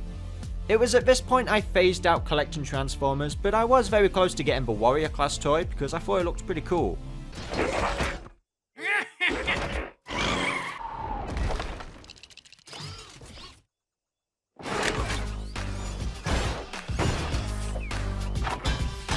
Yeah, I think this one belongs in Superior. What's not so superior is the RID Tiny Titan Soundwave. What's going off with that face? You are no relation to me. Traitor. Ugh. And now one of my favourite designs, the High Moon Studios Soundwave. Soundwave Superior. Without a doubt one of the best Soundwave designs for me. I was obsessed with this as a kid, I still am to this day. It's just a good modern revision of that Generation 1 design. It's strange how in War for Cybertron, the concept art shows him having red eyes, but then when it came to the game, they were yellow. But they would be switched to red in the sequel, Fall of Cybertron. Regardless, like I said, I like both. It really is just great all over. I love how the wheels are placed on the back and then the legs as well. Now we also have early concept designs of the chest. They went through different ideas and I'm happy with what we went with because I think these are kind of a bit too much and over the top. I still think they're pretty cool however. I've always been a big fan of this vehicle mode. Again, we've got early ideas of what we could have had and we've got dishes on the top, which I think is actually pretty neat. It is kind of a shame though that they never gave us the option to transform into his cassette mode. I so desperately wanted the original Generations War for Cybertron figure, and I'm hoping with the Studio Series Gamer Edition, we can get an updated Soundwave toy. Of course we all know that this is superior. Not so superior is the Knights of Unicron Soundwave. Yep, this design got a rock and roll version as well. I will say I definitely like it better than the Megatron one, but still at the same time. Time to change your tune, Soundwave. Operation Face the Music.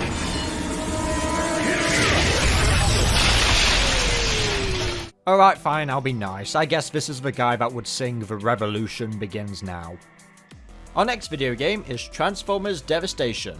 This is basically just Generation 1, and it's cool, it's nice. But I gotta say, they didn't really put Frank Welker's voice to good use here. It's always in low pitch. Operation Obliteration. What? I can't hear you. It's only appropriate I put him next to G1. Next is the Titan's Return design that was used in both Forged to Fight and Earth Wars game. I mean, he's fine, he's a bit chunky and his proportions are off in some areas. I think the Forged to Fight does it better because it just kind of revamps those proportions and actually adds a lot more detail to him. As for the Earth Wars, it's fine as well. For my understanding, he doesn't actually transform, but when they did the G.I. Joe crossover, they gave him a Cobra vehicle mode, which, you know, I actually think is not that bad. It actually looks kind of cool, but I don't really have any attachment to this, so I don't know how you guys feel about it. Any G.I. Joe fans in the comment section below, tell me, do you like this? Do you think it works for Soundwave? I think out of all of these designs, the Forged to Fight one is superior. Okay, next up is Battle Master's Soundwave. Soundwave, destroy! Now for something better, we have the Transformers Chinese online game, and this is just wow. This is War for Cybertron Soundwave on steroids. The amount of detail in this design is crazy. I'm really digging how robust his vehicle mode is as well. It gives me Transformers Prime Breakdown vibes. I also like that in this poster, his eyes are purple, which is something we've never seen before. Damn, I wish Hasbro would give us toys of these designs. Now for a recent video game, we have the upcoming Transformers Reactivate Soundwave. Now we got a sneak peek of an early version of this design, which I think looks really cool. I can't put it in superior because we can't see the full design. I love the head and the chest, which harkens back to the High Moon design. But as for the final result, I really do like this. I think it's a solid Soundwave design. There's just a part of me that kind of prefers the early concept design. That head just looks 10 times better. Yet again, bizarrely enough, on the box art, his eyes are yellow, but when it comes to the game and the toy, they're red. And speaking about the toy, it could have been better. That backpack is just very distracting. It would have been okay if the design itself had that big of a backpack, but you can tell it doesn't, so that's just bad engineering on Hasbro's part. But regardless, it's not the worst. The toy is a hit or miss, but the early and final designs go side by side with each other. Alright, bring him in. We have Angry Birds Soundwave. Look, like I said with Jazz, it's not that bad. You can tell it's Soundwave, you can tell it's the character. You just gotta kind of deal with the fact that his face is a pig. He's got a mustache, or is that, what kind of mustache is that? I don't know. A handlebar? Whatever, it's a fancy mustache. I'm sorry, Angry Bird fans, but...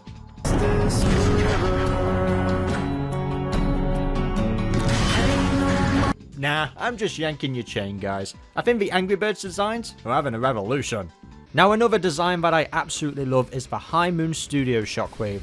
I hope Hasbro gives us a new toy of this for the Gamer Edition, because I loved playing as this character in War for Cybertron, and I was so happy that he returned in the sequel, Fall of Cybertron, voiced by Steve Bloom, who did a really good performance. I really like the Cybertronian mode of Shockwave. You would see this design a lot in the IDW comics as well. This, without a doubt, belongs in the S tier. Another cool video game design is the Forged to Fight Shockwave. I love the gameplay of this. He actually transforms into his iconic G1 gun as well. It's a really good revision. The shoulders are very similar to the Spotlight comics. So yeah, I gotta say it looks really fun to play in the game. The same really can't be said for the Earth Wars game. It's like a toned down version of the Forged to Fight. Like the shoulders are still there, but there's just no style to it.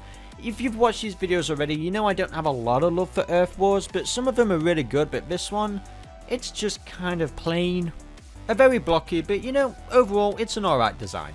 Now let's talk about Shockwave from Devastation. It's basically just the G1 design in a 3D environment, and I really did like him in the game and his boss battle. He's not voiced by Corey Burton, however, is the only kind of downside of it, but it's just G1, but 3D. Now, a Shockwave design that we were robbed of was the Transformers Heavy Metal game. This was unfortunately cancelled. This is like a buff version of the High Moon design. I love this so much. It's like a good fusion of both the High Moon and the Transformers Prime design. You know, if anybody wants to colour this in for me and show it me on Twitter, please do that, because I want to see this in colour. The vehicle mode as well, this sort of, I don't know, tankish jet, whatever. I like how the chest sort of comes out to the front. It's so integrated. I like the cannon, the way how it's placed. Cool. It's a shame we never got to see this like fully realized in gameplay animation. Okay, now we have Pig Wave. Yep, it's Shockwave as a pig. Sentient bags of goo. Leave. And you know what? That's what I like about this Angry Birds design, is that you can't tell it's a pig. It's actually well integrated. It's like a miniature Transformers Prime Shockwave. It's a pig. It defies logic. Yes, I'll put him in the second tier. I knew it was merely a matter of time before you came back here to find your little friend. Now let's talk about the comics, and first up we have the War Within Megatron. Now I do like this design. It is very bulky, but I love how armored up he is. I don't care so much for the tank mode, if that's even supposed to be a tank. It just looks really daft and pathetic. But the chest detail with that big sort of circle on his chest, it's a more traditional G1 Cybertronian mode, and you know what, it really does work. Another thing that really works is the Hearts of Steel Megatron. We've got two versions here. We've got one of him as a pistol, and then we've got one as a cannon. And I love the cannon way more than the pistol. I love how gigantic those wheels are on his shoulders. The cannon is just absolutely badass. It's so menacing. But as for the pistol Megatron, it's just harkening back to the original G1 gun. And you know what? If you like pistols, there you go. Now, we've had various Megatron backstories, but the one that I really like the most is Megatron being an Energon miner. You know, him kind of rising up from the caste system that he was assigned to. And you know what? This is a pretty cool take. We've got a recent figure of it as well, based on the War for Cybertron trilogy Megatron. And the colours look really good. It really works for a sort of origin story of Megatron. It's Megatron with an axe, and he looks badass. Now let's talk about the Robots in Disguise Megatron, a more beefy version of the G1 Megatron. You know, he's got a lot of extra added parts around his shoulder pads area, and we've also got a lot of good chest details as well. Of course, very similar, but just tuned up for a modern comic. But now for something that's drastically different, it's the Transformers Generations Bomber Megatron. This is absolutely amazing. I'm glad that we got a Generations toy. You know, this is a unique take, you know, all black with the menace in purple. It's just a unique design. Like, it took that original G2 unused concept bomber design and actually made it work for Megatron. Now this is Megatron. I know fans usually associate this design with more of a Galvatron kind of vibe, but I think it works here. He's got a giant ass cannon. You know, I hope we get an updated figure of this design because it's just so cool. The lining details on the chest, like, it's so Megatron and so different, and I think that's the best thing about the character, is that as long as it's got that unique Megatron spirit, it can work. And if you thought that was impressive, in the IDW comics, they made him into an absolute unit. Like, this is him taking on a god. But he looks like a god himself. You don't want to mess with this Megatron for sure. For I am the rising darkness of which the prophecy speaks. Damn, they just really went all out. Now let's talk about Autobot Megatron. I really like this rendition of the G1 Megatron. You know, they really just modernized it a lot. And bringing back the barbed wire was a nice little touch as well. I think it works on this design. His tank mode is really well designed as well. We've got a good sketch of it here. I know he'd be against it now, but all hail Megatron. Alright, last one from the comics is Megatron as a human. Now, I don't know the context behind this. I don't know why Megatron would choose to be human. Not for the fashion sense, I can tell you that! Gotta admit, not the worst humanoid transformer I've ever seen. I mean, this is just his avatar, and I gotta admit, yeah, I can imagine the comics Megatron looking like this. Next up, we have Robots in Disguise, the sequel to Transformers Prime. Now, he didn't actually appear in the show, unfortunately, but we do have concept art, and I do dig it. It's kind of plain in some areas. It's basically just more of a toned-down version of his original design from Transformers Prime. It really strips away all of the Unicron elements from Predacons Rising. I would have probably changed the colors just a little bit. More interestingly, right next to him, we have the Tiny Titans Megatron. This was just a small little sub-toy line, and they just created artwork. We had a bunch of G1 modernized artwork, but this was actually pretty unique because we all assumed this is how Megatron was going to look in the show. Very different compared to the concept art version. I do like the combination of colors, but the spirit doesn't really give me Megatron vibes. This feels more like, I don't know, one of Unicron's other disciples or something. It's fine, it's neat, but I don't know. I guess we'll never know what this design was really meant to be. I don't really know what to do with these guys, so I'm going to put them both in the middle tier. Alright, now let's talk about the Creo Megatrons. We've got our generic Generation 1, which is fine. But then we've got a mix of samurai, ninja, cowboy, knight. So bizarre. These little guys are just weird looking. And they're so boring as well. Bah, then they really are poorly designed. Well, the last Creo we've got is a less ridiculous one, I guess. Very much resembling Dark of the Moon Megatron. It's fine. It's, if you like these kind of builder figures, you know, you're going to get a lot of fun out of this. I just think he needs a lot more muscle on him, so I'm going to put this in merely a cheap imitation. Now let's talk about video games, and first up is one of my personal favorite Megatron design of all time, from the High Moon War for Cybertron video game. I was so excited and a little disappointed with the recent new figure in the Transformers Studio Series Gamer Edition line, because it really does deserve a better toy. This design is impeccable. I love how the shoulders are so different from each other, and the tank mode. I love how it feels in gameplay as well. Such an underrated design that I really want to see more of in the future, or at least something similar like it. This is definitely Megatron in his prime. All hail Megatron. I am the Dominator. I am the Destroyer. I am Megatron! Next up is the sequel, Fall of Cybertron, where Megatron gets himself an upgrade, and I gotta say, I like the War for Cybertron better. Never improve upon perfection, Soundwave. Now don't get me wrong, I do like it. I think it's a unique design to Megatron, but when you just compare it to War for Cybertron, there's just no competition with me, and I've always been a bit hit or miss with how pointy his chest is in the middle there. And I guess they've sort of taken inspiration from Transformers Prime because I can see the similarities there. The tank mode has a nice upgrade as well, but I kind of wish he transformed into a jet this time. We already had a tank in War for Cybertron, and I was just hoping, gameplay-wise, something different.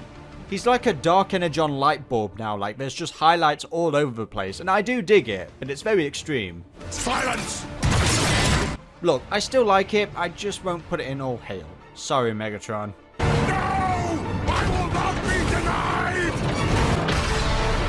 Next up, we're talking about Earth Wars Megatron, but I'm also counting it as Combiner Wars Megatron because it's basically the same. We saw this earlier with the Armada deco. I just don't like this. I just feel like it's not got any real meat to it. It's just weirdly proportioned. Doesn't strike me as menacing, so it's merely a cheap imitation. Now what is menacing is the Transformers Universe MMO Megatron. This was a cancelled game unfortunately, but the design slaps really hard. This Megatron is so badass looking. It's a shame that this game never reached its full potential. I hope that Legacy does like a toy of this design because I think it really works. I'd love to see all of the Universe MMO designs at least get made into some toys. It's a great revision of a Transformers Prime design. Like, I love that the cannon of the tank is on the back of him, like the way how that fits in, just the insane detail. It's basically just what if Transformers Prime Megatron had an Earth mode. Kind of makes you wish he wasn't so arrogant with all that pride that he had about not having an Earth mode. Like, he would have looked 10 times cooler with it. This is definitely all hail Megatron. Next up is Forged to Fight, and this is very similar to the comics, the Robots in Disguise one. It's a very modernized Generation 1 Megatron, and I think it works in gameplay. The animation looks really, really cool. It's just basically an updated, modernized version of G1. But an even better modernized version of Generation 1 Megatron is from the Chinese game. Now yes, you can only play this game in China, but I gotta say the designs for this game slap really, really hard. They've done so many great, amazing designs, taking both inspiration from the movies and just unique designs of their own, and this one is definitely one of them. Again, like I said with the Transformers Universe MMO Megatron, we need toys out of these designs, they're just so goddamn cool. What's not goddamn cool is the Battle Masters Megatron. You disgust me. Another thing I find disgusting is the Angry Birds Megatron. You are awash in their repulsive scent. Disgusting. Alright, now we've got Fortnite Megatron.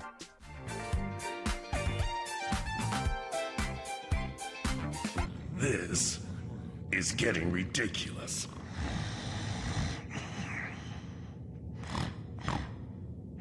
Look, I'm going to be honest, I know absolutely nothing about Fortnite. I've only played the game like once or twice, and my sister's worked hard to get almost every Transformers character in this game just for me, and you know what, it's fine, it serves its purpose. It's basically the Cyberverse / Evergreen Megatron. It looks less humanoid than the Bumblebee one. This is the best one out of all of them as far as I can tell. I might regret this, but I'm going to put this in the middle tier. Any further objections? Okay, never mind, let's move on. Next up is Transformers Devastation. Originally I wasn't going to include it, but then I realised he actually transforms into a tank. So it's basically just G1, but a bit more bulkier, just a little bit, and he turns into a tank.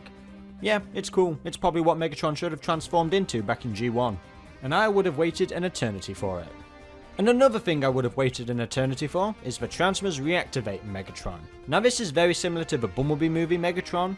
I was kind of hoping for something a little bit different when it came to this game. You know, it's like you're just seeing the same thing twice. I do like it, of course, and I can't wait to play as Megatron in the game. Hopefully, that we are able to play as Megatron in the game. Like, I do like the lining detail. The patterns is just so cool, and that tank mode as well. It's just so badass, and that cannon, that arm cannon looks really nice. Of course, things are like subject to change, so I don't know if this is actually the final design of Megatron in the game. But if you had to compare this with the B-movie Megatron, I would choose the B-movie Megatron. So this one gets the second lowest tier. Unbelievable! Okay, now we have Megatron as a rocker from the Knights of Unicron. Yep, this is just War for Cybertron Megatron with, yeah, this is just awful. This is terrible. Yeah! Stop, Soundwave. Turn it off. I can still hear it pounding in my brain. Now let's move on to some comic books, and we'll start off with the War Within Starscream. You can see how the Cybertron design took inspiration from this. I just love this, it's so jacked. This is another cool, badass looking design that I wish would get an updated toy. I also wish we got a toy of the Hearts of Steel Starscream.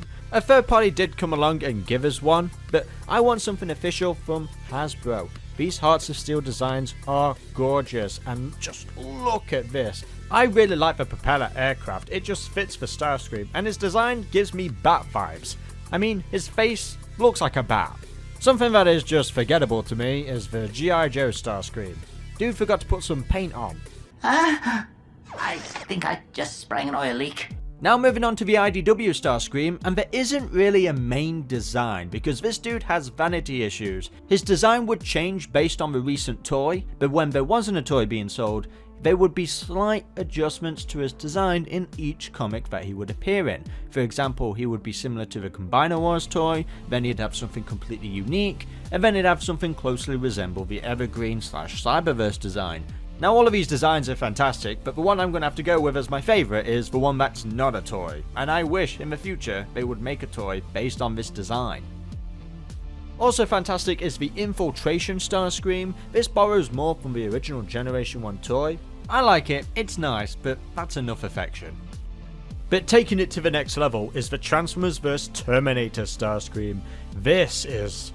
wow, the design is so complex, so multi-layered. I really need a toy of this. Like, come on Hasbro, where's the Studio Series? What I really like is the red sort of in the center, and then it spreads out throughout the rest of the body, which is covered in all white. His jet mode is something that I've never seen before. It gives me Star Wars and Dune kind of vibes. Yeah, this is awesome. Please give me a toy of this right now. I do not enjoy being kept waiting.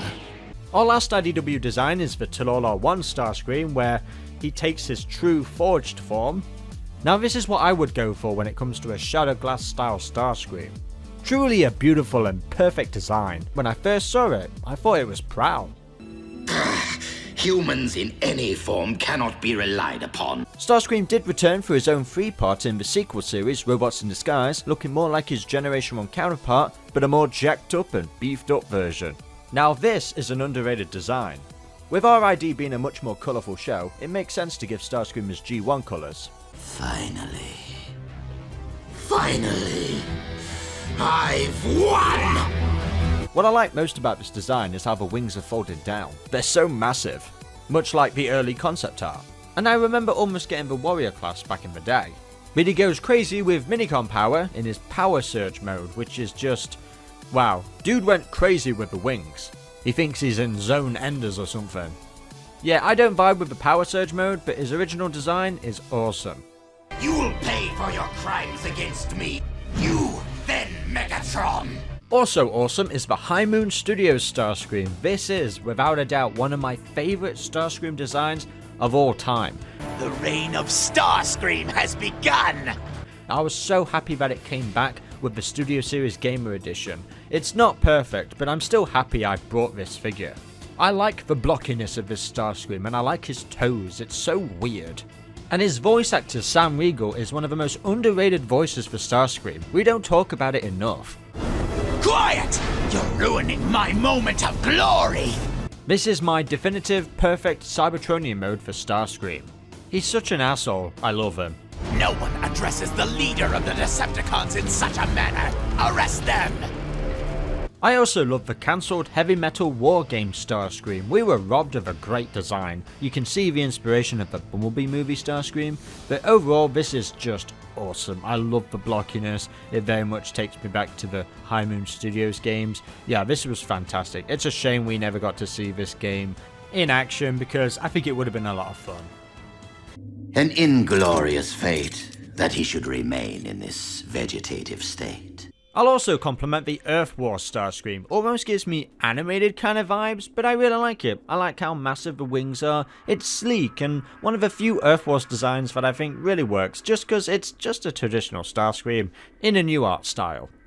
I would say I like the Cybertron version, but it's basically just the War for Cybertron Siege Starscream, and we'll talk about that when we get to it, why it's not my favourite. Now when it comes to the Forged to Fight design, I'm also ranking the Combiner Wars toy Starscream. I do like it, I think it's cool in some areas, but I gotta admit this was the first time I noticed that his chest looked like a bird. I don't know, just the way how it's shaped, it looks like a beak. But heck, anything's better than the Battlemaster Starscream. Well, finally crawled out of the pond, scum, did you? Now moving on to the Angry Bird Starscream. It's a pig with Starscream's body. Would either of you like to tell me what exactly is going on? Allow me to handle this. It's Knockout's fault! Precisely my what? But at least we got the Starscream style right. But you gotta admit, he's an ugly pig. You think you can insult me and just walk away? We also have the Energon variants, and they're fine, they're decent. Now let's talk about a game that still needs to come out, Transformers Reactivate. We got a good look at his design with the 2-pack with Bumblebee, and I like this. I think it's a good modern revision of that classic Generation 1 Starscream, but one thing I don't like is the mismatch of colours with the other half of his body. Like, why is this shaded black? It's probably a game thing, but considering we don't know what the game is, this is ridiculous in my opinion. No other character has this except Starscream, so I hope when they sell this separately with the Studio Series Gamer Edition line, they can fix that and make both sides match. Now if you want a G1 movie style Starscream, I think the Revenge of the Fallen game captures it perfectly. This is DLC, you had to have purchased it when the game was out. Unfortunately, it's no longer available. I am fortunate to have it and I absolutely love this skin. Charles Adler, who voices Bayver Starscream, also did this voice in the game. And I think when they told him to do this G1 voice, they wanted to switch up for the film, so that's why he sounds different in Revenge of the Fallen and Dark of the Moon. Another confirmed kill by Starscream, rightful ruler of the Decepticons. This is awesome and I love it. What I don't love is the USB stick Starscream. Dude's been put through enough. Go ahead and laugh, but soon that pea-brain of yours will be sorry. But heck, at least the Mighty Mugs are somewhat better. The second one anyway. Optimus Prime never disappoints. Unlike you, Starscream. Anything's better than the Constructbot Starscream. I like some of the designs, but this one's just not doing it for me.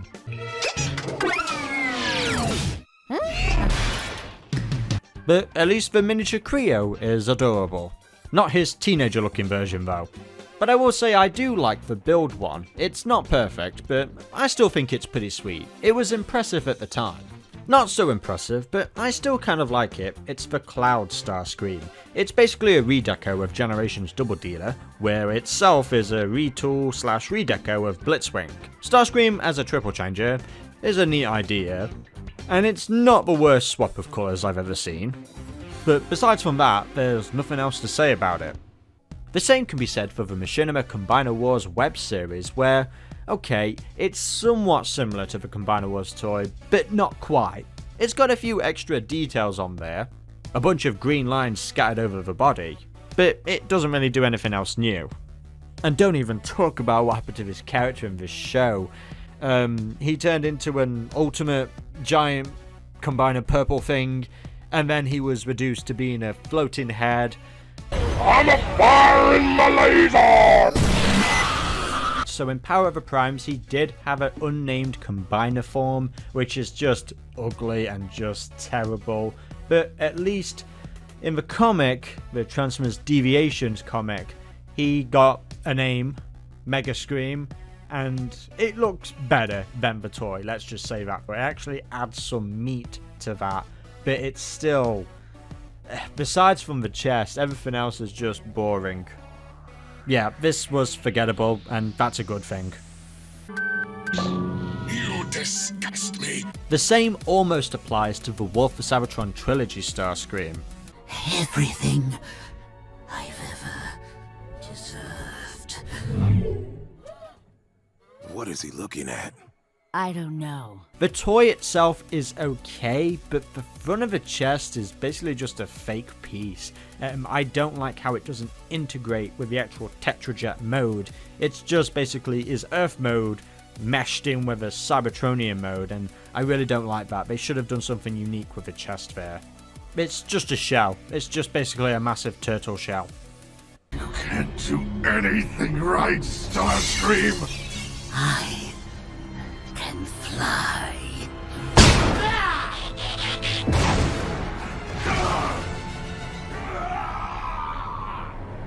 Now let's move on to comics. We have Hearts of Steel, and Soundwave doesn't really appear in this comic, only as a background character, and you can tell. I mean, that design does not look good. This is one time where I don't like the Hearts of Steel design.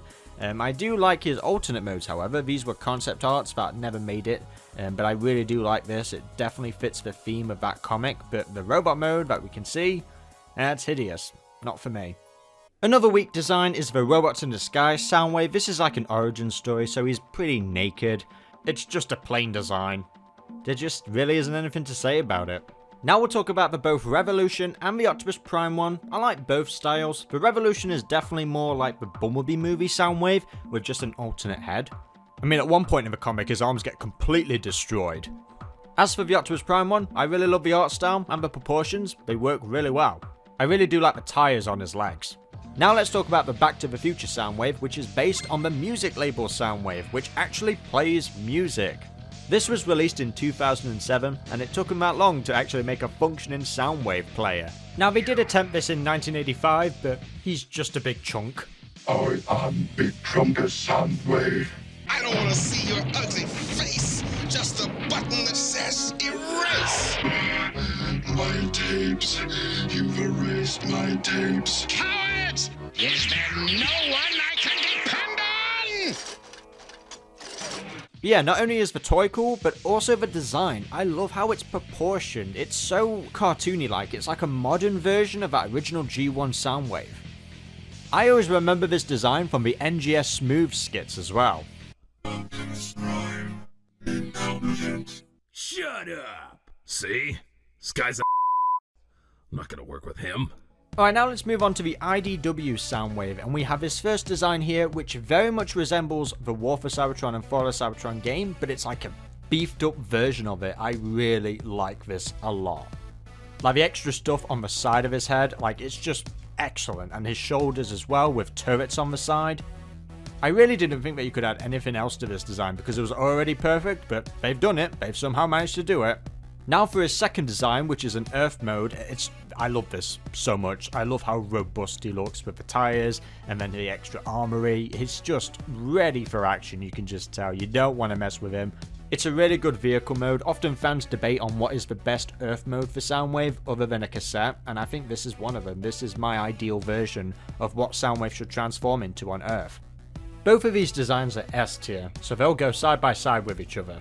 Something to completely ruin the mood is the League of Steel Soundwave. I'm going to smash this to pieces. Sounds good to me.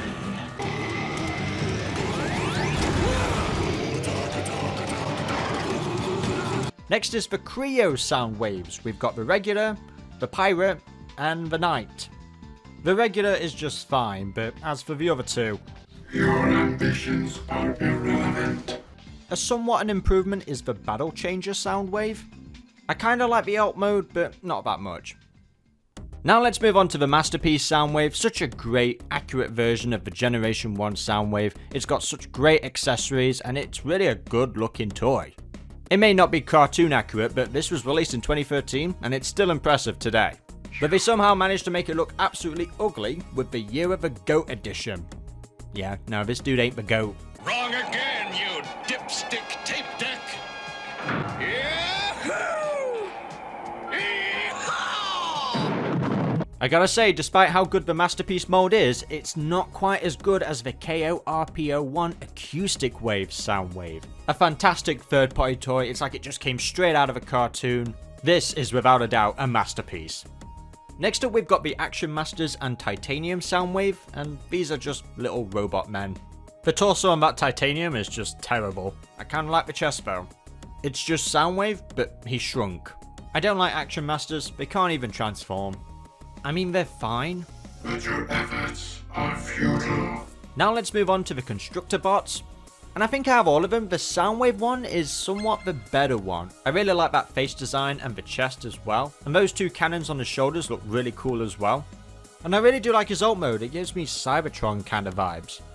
Not a bad looking alt mode for Soundwave. At the end of the day, this line is a hit or miss with people. You either really love them, or you really hate them, or you just like some aspects about it. It's really just about building your own Transformers figure. And for me, for the most part, it doesn't really work. I often tend to put these guys in the lowest tier. but I actually really like this Soundwave design. At least this Transformers toy has a gimmick. Now let's move on to the Bayverse Shockwave, and we'll start off with the 2007 video games, because that was his debut. We have the PSP version, and I really like the tank mode, that's kind of it. The robot mode, I'm not really feeling it, it's a bit too muddled for me. But then when it comes to the console game, I really like this. And this is what I mean when I was talking about the cloud version. I wanted something more distinctly different like this. I believe that this is like the only time he was a triple changer, and it was a good boss battle in the game. There was nothing to the personality of Shockwave, he didn't even speak, unlike in the PSP game. It's a shame that we've never got a toy of this design. Now moving on to Dark of the Moon, and this is an absolute brute of a design. Now this is the definition of an emotionless killing machine. His cannon is just absolutely enormous, and you know what? I actually really like this design. It's just a shame that he didn't have more screen time in the film. Of course, he was paired with his driller bot. We never saw him actually transform, which, you know, yes, it's a shame, but he doesn't really have one. The toys did their best to make one, you know, as being a tank. Now, I know a lot of fans don't like this design, but I really love it. The only criticism I would give it is I just wish there was more purple. You're fighting rather bravely for nothing more than a shelved piece of empty hardware. And it's a shame that Corey Burton didn't reprise his role for the film. In 2007, Burton was offered the chance to audition for Jazz and Brawl, but he turned it down. Quote, "I have practically no interest in that kind of mega budget movie enterprise involvement." We can only imagine what might have been. Run, Autobot! Not unless you can fly.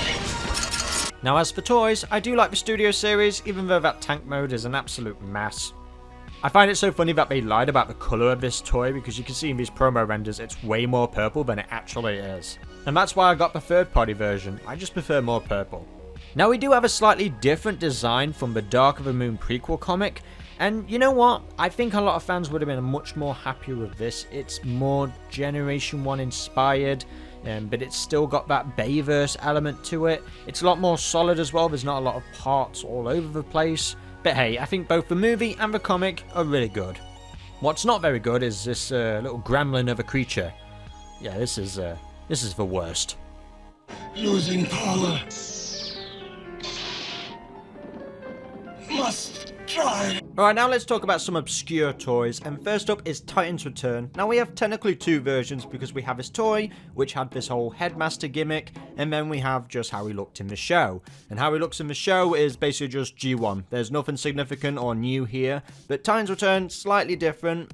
The only thing I like about it is the fact that it's a triple changer. Like, that's the only good thing about this, but the actual robot mode, it's just a Blitzwing copy, but at least it got the barbed wire on it. Next up is Titanium Cybertron Heroes Megatron. This is very much like Megatron being an Energon miner again. It's just a small little statue. I mean, it's fine, it's got some nice detail on it, but yeah, we should have probably had a figure of this. Unfortunately, next up is Botshots Megatron.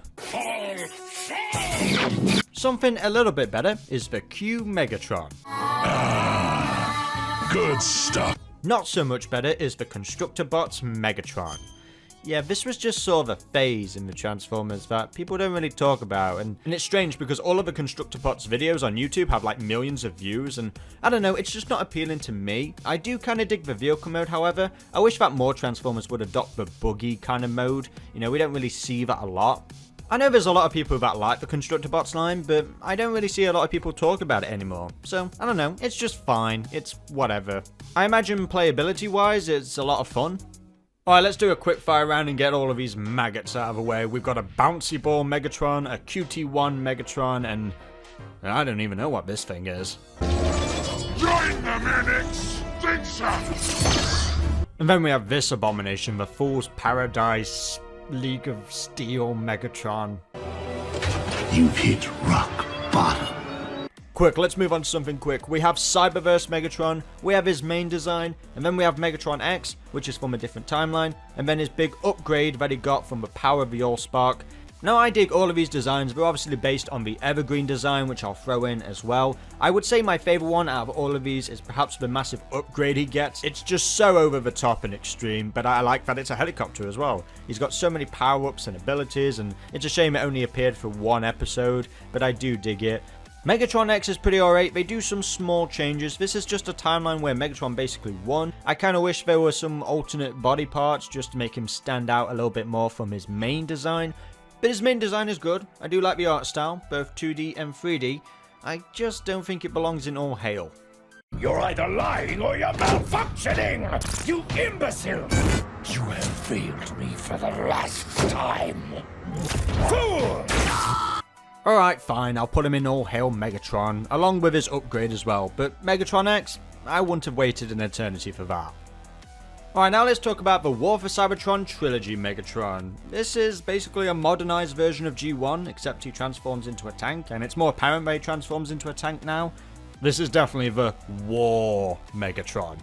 I actually like his design more than Optimus Prime's. Like, I actually really did enjoy it in the show, even though those lips, man, those are mega lips, I tell you right now. So yeah, I do like it, but I don't think it's as great as people say it is.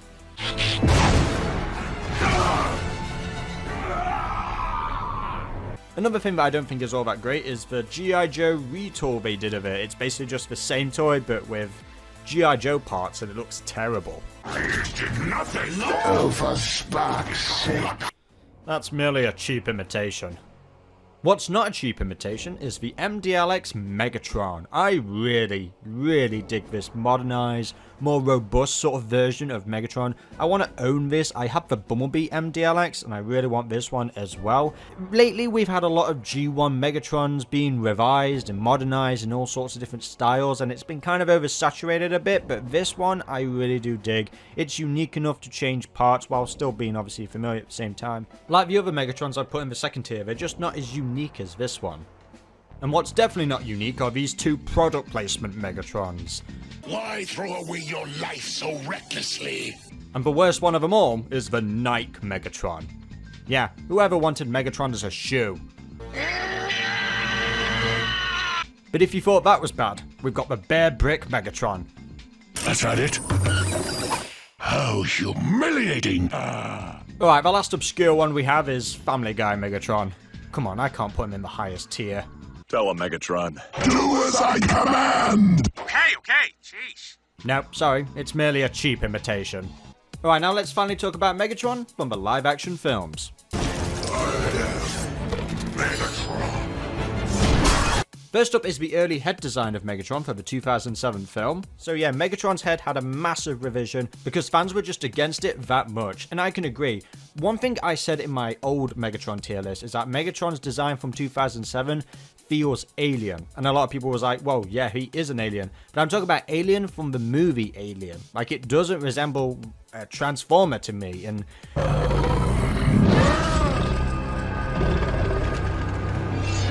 it doesn't resemble a Transformer to me, and this was a drastic change from what we were used to.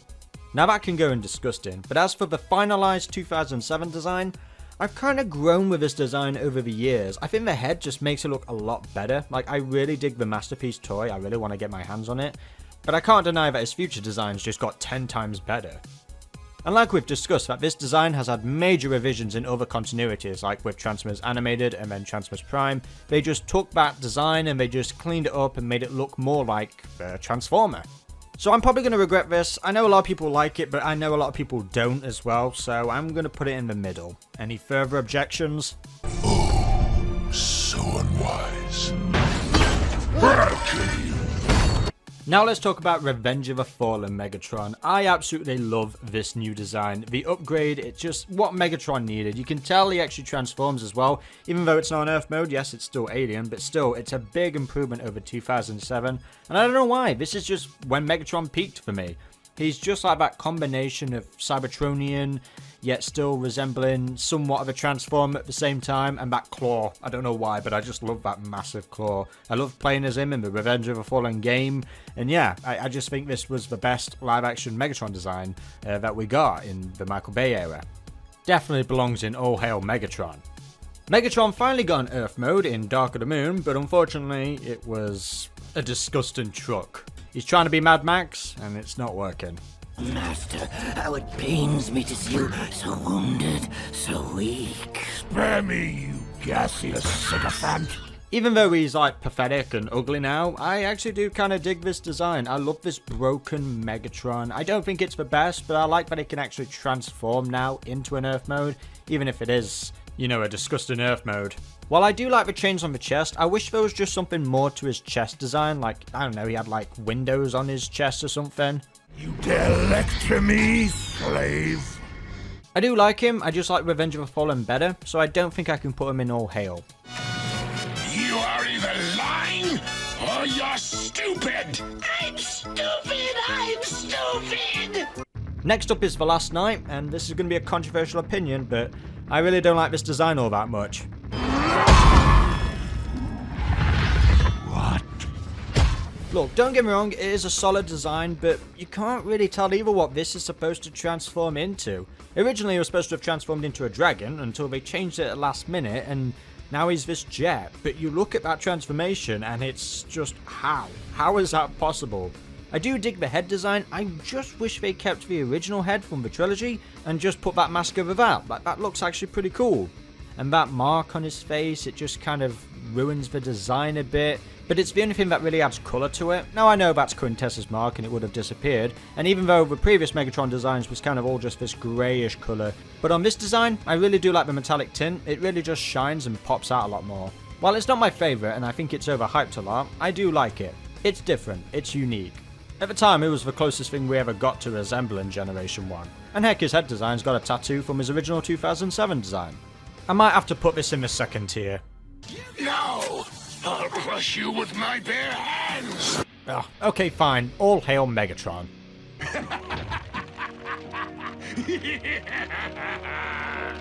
Next up is the Prime 1 Studios Superior Megatron design by Josh Nizzi. Now I imagine that Josh wanted Megatron to look like this in the live action films, and honestly, I can agree with him. This is an absolute badass design.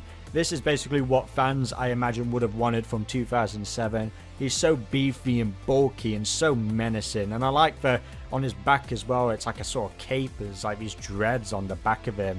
I would be against that, but it actually works for this design, it makes him look way more terrifying.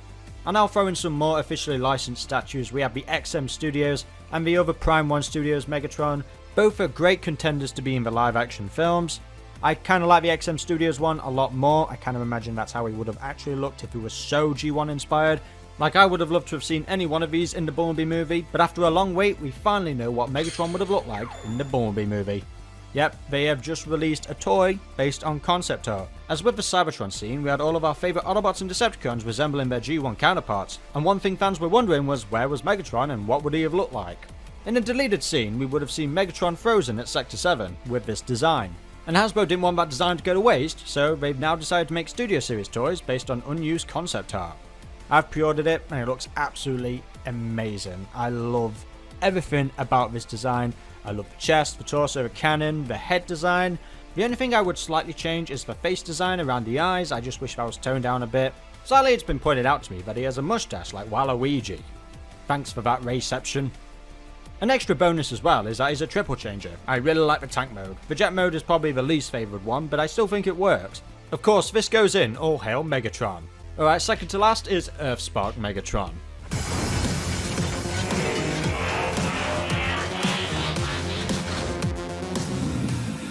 You always knew how to make an entrance, Megs. And I really love this design. It harkens back to Transformers Animated. He's a helicopter, and I love that he actually uses his helicopter mode in action in some scenes of the show.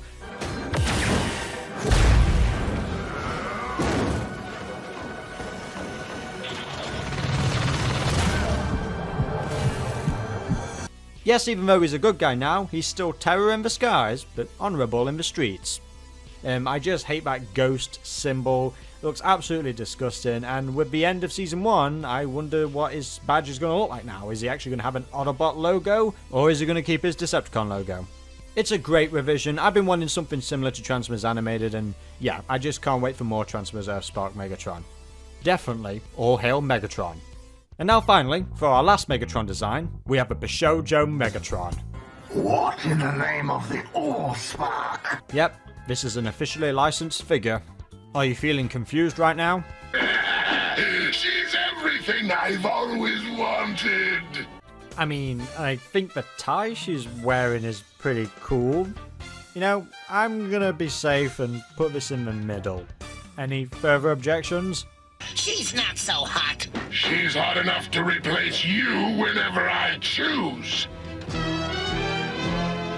Now let's talk about Transformers 1 Megatron, and this is just brilliant. I love his cogless mode. I like how it harkens back to the original intended design for the G1 cartoon with the black helmet. I'm glad they incorporated that for an origin story. Now, when he gets his cog, his design is cool, but it is nothing compared to when he becomes Megatron. I like how much more sharper he becomes, how much more aggressive he is. His design evolution is just fantastic. Yeah, I thought I'd update this section because we get a good look of what this design looks like now. We know what the film's about as well, like what everything means, like the sticker decal of Megatronus. Such a brilliant story arc for the character. All three designs without a doubt belong in the top tier. Now let's talk about the Bayverse Starscream, and we'll talk about his original 2007 design. Now, I like it, I think it's cool, but I much prefer how he looks in Revenge of the Fallen. The tattoos just make this look so much better, it adds more personality to the character, and the same goes for the voice. I like Charles Adler's original voice. Where is the cube? The humans have taken it. But that shift he took in Revenge of the Fallen and Dark of the Moon is more aligned to the Starscream that we all know, this treacherous, cowardice Decepticon. Thought you were working for us, boy! And the design fits the voice so well. Yes, I like the chicken legs, I like the Dorito shaped, but I don't think he's a Dorito. He's a ninja star, and he's a badass ninja star. His jet mode, the F-22 Raptor, is a menace. Yeah, I mean, I'm not even sorry, I like it. I think this is Bayverse at its finest. Oh, my master, such a brilliant scheme. I can imagine how jarring it might have been seeing this in 2007, but for me, as a kid in 2007, who knew about Starscream anyway, I thought this was a cool and refreshing take. I gotta say, I don't understand the hate. I mean, it's 10 times better than the early concepts they had. How it pains me to see you so wounded, so weak. We got to see this design in G1 colours with the Voyager Class 2007 toy, and as well as various video games. And while I wouldn't have liked to have seen it in the films, it's still cool. I remember owning the toy of his Protoform mode, and it looks 10 times better in the comics than the actual toy itself. I remember finding the toy very, very boring, and I never had any fun with it. I can't even rely on you. What a simple insect! What insect among 7 billion? Now moving on to the more recent Starscreams, we have the Evergreen design, which is the same basically as the Cyberverse one. This has the sort of definitive design when it comes to marketing and promos and all that kind of stuff, and I do like this. It is basically taking the G1 design and modernizing it, and I like that. It's simple, it's a nice sleek design, and I really like this, and I really enjoyed it in the show as well. What I didn't like, however, was his power-up mode, where he takes a bunch of construction stuff and armors himself up. This just looks daft and stupid, as well as the time he became a Quintesson. What? Don't worry, I'll be gentle with your fate. Yeah, this is Starscream at his lowest. And how does that make you feel? How do you think that makes me feel? That being said, we also have the 3D battle card Starscream. Yeah. What a sorry sight for sore eyes. Starscream, wait! I mean, it could be worse. He could be a shoe. Yeah, he once transformed into a shoe. This is gross. I spit on you.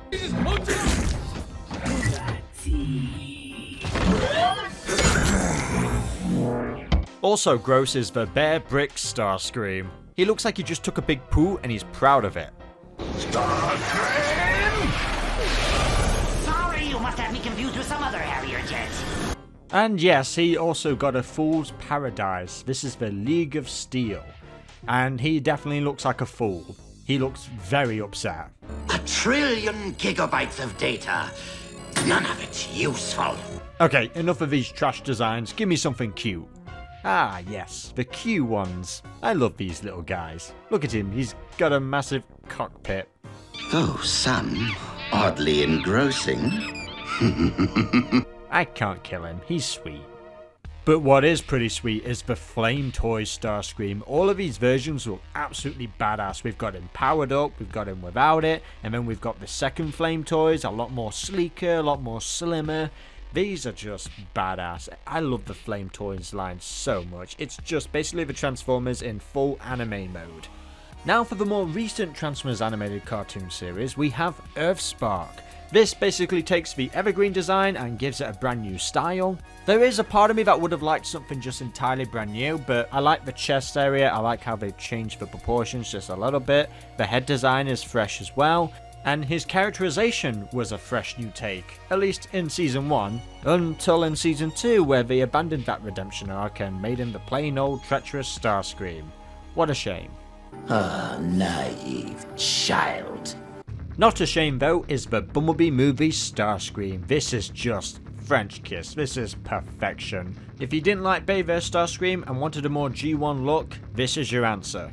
Now there's no secret that Starscream was not originally going to be in the B movie. His place was going to be taken by Blitzwing, who we all thought at first was Starscream, because look at this silhouette, it's so iconic, and the fact that they changed that and made it Starscream in the scene so we could have Shockwave, Soundwave, the whole trio together, it's just gorgeous, absolutely amazing. Here's a nice close-up of his face, he looks treacherous. I'm not knocking Bay vs Starscream, I still like it, but this is just another level of perfection. And now finally, our latest Starscream design, Transformers 1. I love this, what a gorgeous and beautiful design. The yellow annoying one is correct. Woo! I feel like the Tetrajet has been finally done with some justice. This is the Tetrajet that we've always wanted, especially in the movies. It's perfect and beautiful, a great respect and homage to the original Generation 1, but changing it up and modernising it for a brand new audience. And I couldn't have been more excited when I heard that Steve Buscemi was going to voice him. I just think it's a perfect casting.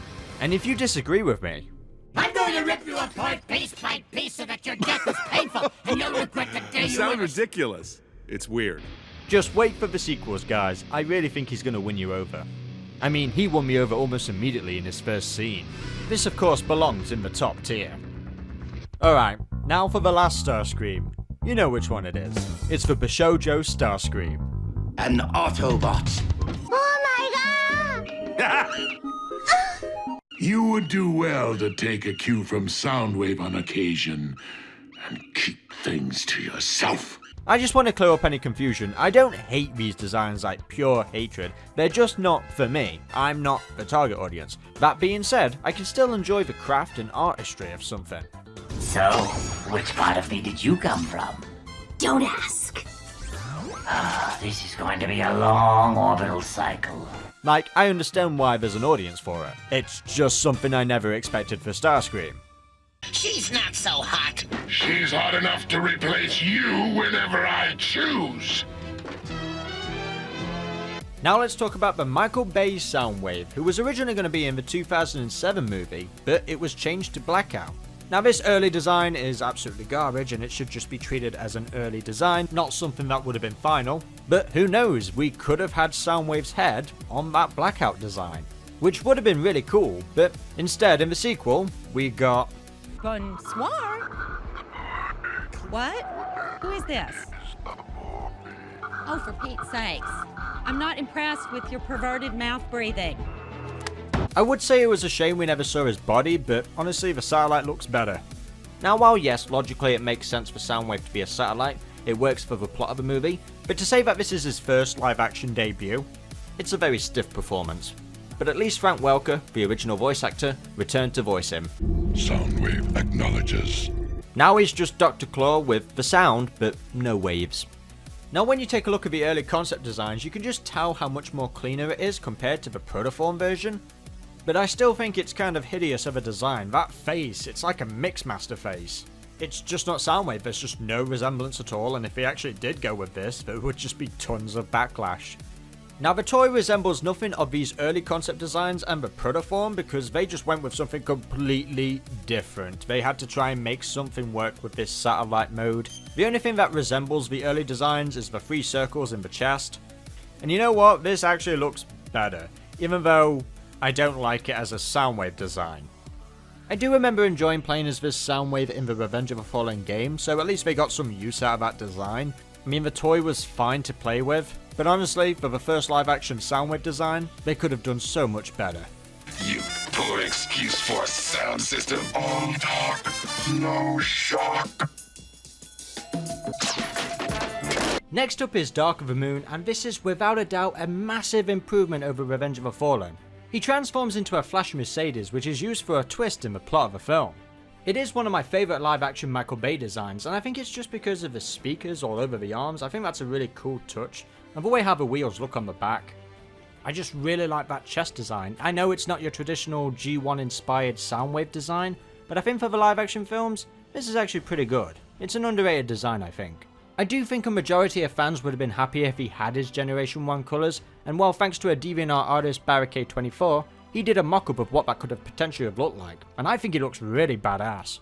Sometimes all these Bay designs need is a little bit of colour to satisfy everybody. We also have the Dark of the Moon video game Soundwave, which is slightly different compared to the movie. The only real differences is the head design, and then of course the vehicle mode, where it's a much more bigger car, similar to the original Transformers Prime early concept designs. Sadly, at least in my opinion, none of the toys have been able to capture this design perfectly. There are some third-party toys, and one of them I actually own, and it's got its issues. The only one I really do like is the Human Alliance one, but this toy has definitely skipped leg day. Ugh, they've just all failed massively. Bruh, you gotta teach them about respect. This was all business, but now it's personal, do you understand me? I understand. No prisoners, only trophies. And that's all, folks. Man, that is a lot of live action movie Soundwaves. Moving on to the Mighty Mug Soundwave, I definitely prefer the one on the right. It's got more detail on it. A big improvement. Also, why does he look so sad? He's tripping because he got served. Not so bad either is the Funko Pop Soundwave. I actually really like this, the detail's pretty cool. I think the reason why I like it is because you can't tell it's a Funko Pop, like it's not got those weird eyes. Next up we have an unused concept design for Classic Soundwave. This was probably going to be a Voyager class. This never got any colour, but thanks to DeviantArt artist Twincast X, he brought this thing to life, and I really do kind of dig it now with colour. The transformation seems a bit plain and generic. You know, I'm not really a big fan of the back of the car being the front torso. I don't think it works for a Soundwave design, but you can see how it's paying tribute to that cassette window. I don't know. It's still a shame that we never got this. Next is the dreaded bot shots. Yep, you're done. Next up we have Q Soundwave. Now I really like these little guys a lot, but I've just started to realise that not a lot of people do, so I feel like I'm the only one that likes them. You would do well to take a cue from Soundwave on occasion, and keep things to yourself. Thou of silence, such a cop-out. Now I know a lot of people like the War for Cybertron Soundwave, at least the toy, but when it comes to the Netflix series, I hated him in the show. His voice was awful. He was an uncharismatic bore. Hey, nobody calls Soundwave uncharismatic. Yeah, let's kick tailgate. I'm sorry guys, I just hate it. Big talk. Let's see if you can back it up. I mean, come on, just listen to this. Lord Megatron, detected a low-frequency transmission. It's literally dog piss. Like, I literally can't hear anything he is saying. It's just bad noise. Lord Megatron, analysis of the signal is complete. The code was created to travel from point to point. Scrap this. Now as for the design, I actually really like it. It's a good revamp of that G1 design, but I don't care for the vehicle mode or the alt mode, whatever. It's just dumb. And I actually own this toy as well. I did get this. If we don't talk about the character in the show and just the toy on its own, it's alright. It's pretty good. Now let's talk about the Cyberverse Soundwave. Now this one is definitely superior.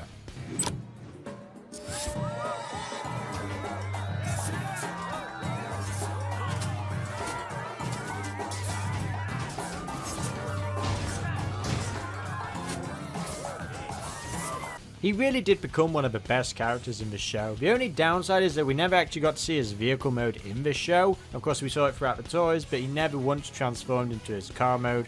But still, nonetheless, it's a good modern cartoon version of Soundwave. I guess I'm also talking about the Evergreen design as well, because that's what this is based on. sort of Hasbro's definitive look and version of the character.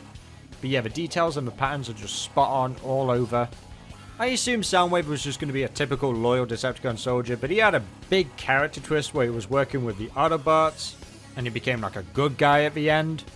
His friendship with Hot Rod is one of the many highlights of the show. Sure hope you've got the touch. And he's very funny as well. He's one of the most sassiest Decepticons.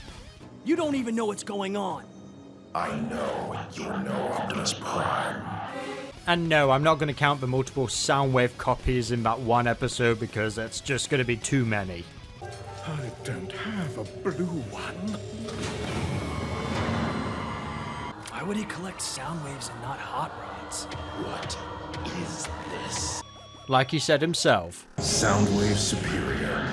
Not so superior to me is the shattered glass versions of Soundwave. I'm sorry guys, I just don't get it. The only thing I do like is the bandana, but I'm not a fan of the white and blue. I just don't think it works. I don't really understand the bandana either, but at least it's something unique to shattered glass. I'm not completely against it, I just don't think it's all that great. We got a lot of writing on that little jam session upstairs, and you guys definitely weren't invited to sit in. So fade. I don't believe this. Now it's time to talk about the superior Bumblebee movie Soundwave. Decepticons, attack! An absolutely incredible live action take on that Generation 1 Soundwave design. This is how it can work in live action. And it's just wow, one of the most outstanding designs out of the entire Bumblebee lot. The vehicle mode is the best that they could come up with. Hasbro had to make something up because they never intended on having alt modes in the film. Well, we were never going to see these guys transform, they only appear for a few seconds. Soundwave out of all of them gets the most screen time, thank God. But that Cybertronian mode is just what it is. I'm never going to ever transform my Studio series to that because he just looks great in robot mode. Now we have recently got an XM Studio Soundwave which takes heavy inspiration from this Bumblebee movie design, but it just like tweaks a little few areas, goes more excessive on the detail. The head sculpt is brand new as well. I really dig this head design, I think it's really cool. Either way, the Bumblebee movie in this XM Studios is really great for a live action Soundwave. Now let's talk about the latest Soundwave design, that being from Transformers Earthspark. I'm so glad they went with something new and refreshing, and not just a basic revamp of that G1 design. It's like it's got the DNA of Transformers Prime and Generation 1, and it's good to see that he is a stealth bomber as well. I guess I only have minor critiques, like I wish the mouthplate was silver, his face is just all blue. Do not make this personal, Soundwave. It already is. But I love it. I really do love this design. I hope we get an actual toy of this, like a proper, accurate looking deluxe, or a Voyager or something. And I'm really digging the voice as well. I hope we get more of Soundwave in Season 2. He definitely is superior. Now for the final design of Soundwave, we'll talk about the Transformers 1 design. I really like how slender he is, like the shapes of his shoulders are just really cool, and that chest as well.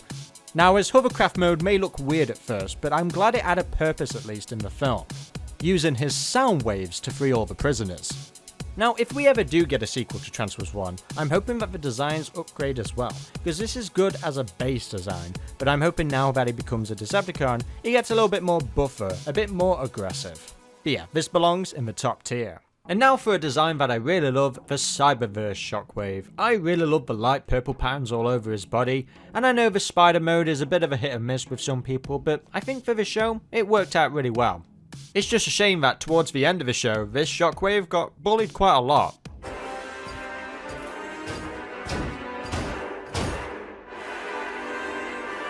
Your dramatics are useless, Soundwave. I wish we got more moments between him and Wheeljack. You did! You got a gravity modulator working. No. The same can be said for the Evergreen Shockwave. It's basically just the same, but just stylized a bit differently. This Shockwave was treated to a paper cutout with the Metal Earth Legend Shockwave. He's a blocky boy. He's got a big head though. I'm not a big fan of that head, but you know, this is fun. It's better than the Mighty Mugs. Pathetic.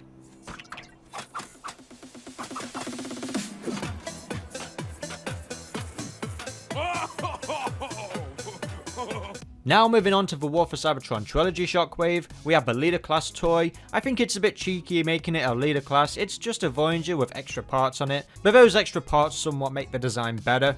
Adds more flavour to it, it gives me Dr. Octopus kind of vibes, which I like. But I don't know, it feels like a waste, we never saw this in the show.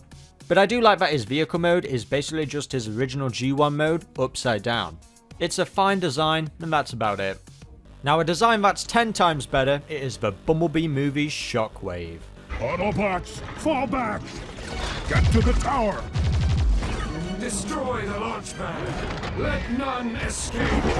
Oh my god, I absolutely love this design. I'm so happy with the studio series we're finally getting in a good Voyager class scale. I love this design so much. When he first appeared, I was convinced it was Corey Burton providing the role of Shockwave, but no, it was John Bailey. Goes to show how much range that guy has. It's really good Shockwave voice. Now the thighs, I know a lot of people don't like, they're a bit too wide, but I personally like them. The cannon as well, I know a lot of people would have preferred a bigger cannon, and yes, it's not a gigantic cannon like Dark of the Moon, but I still think this is pretty good. It's probably my only gripe, I would have loved that cannon to be a little bit bigger, but regardless, I love the chest. Everything about this design, it's a good modern revision of the original G1 design, and yeah, I'm just so happy with it.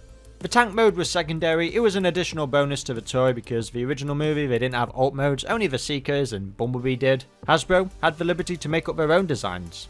And it just reminds me of Chancellor's Prime Shockwave, and you know what, I'm happy with that. Now I'm not really happy with the Earthspark Shockwave.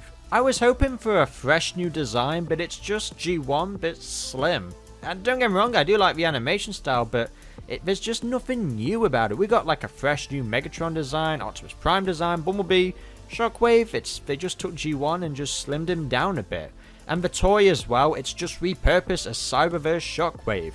And in a way, I can't kind of blame them because they haven't done anything uniquely different. I think you mean ingenious. While the Bumblebee movie takes that G1 design and gives it a good live action mold, Earthspark and War for Cybertron just kind of fail to reinvent that original design in a unique way. Now for the final official one, we have the Transformers Reactivate Shockwave, the upcoming video game that should be releasing sometime this year. Should be releasing. Should does not mean yes. Now we only have a few images of this design, so the final result may vary.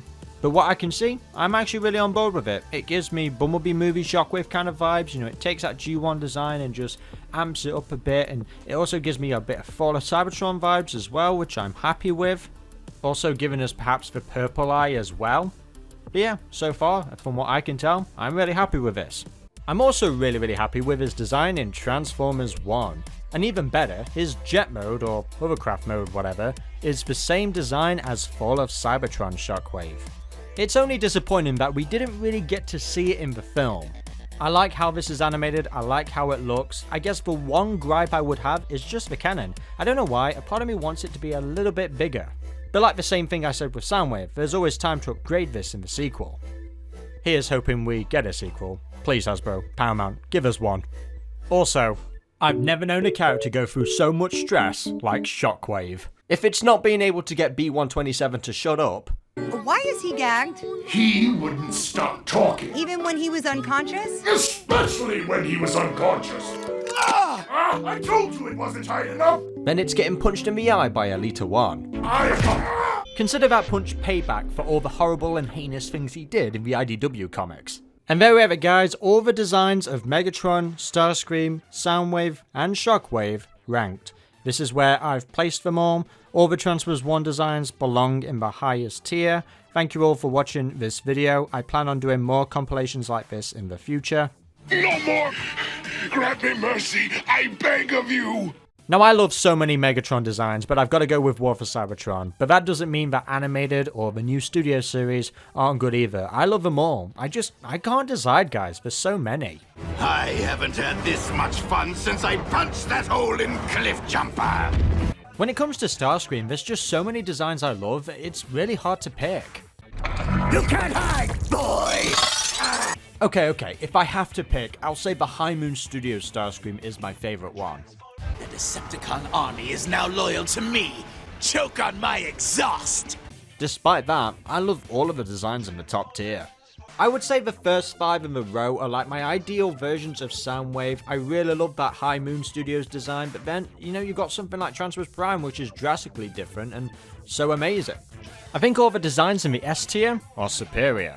And when it comes to Shockwave, my personal favourite one has got to be the Transformers animated design. I just love what Derek Jawaya did with this design. Like, this will always be my ideal version of Shockwave. Both the purple colours and the grey colours. Well, it was fun while it lasted. No, it wasn't. You can rank every character we've covered in this video for yourself on Tier List Maker. I'll leave a link in the description and comment section below. Thank you all for watching, unless if you're asleep, and until the next video, I've been Comodin Cam, and goodbye. Wait, I still function. Wanna bet? As I appoint myself new leader, I solemnly pledge to... Where's everybody gone?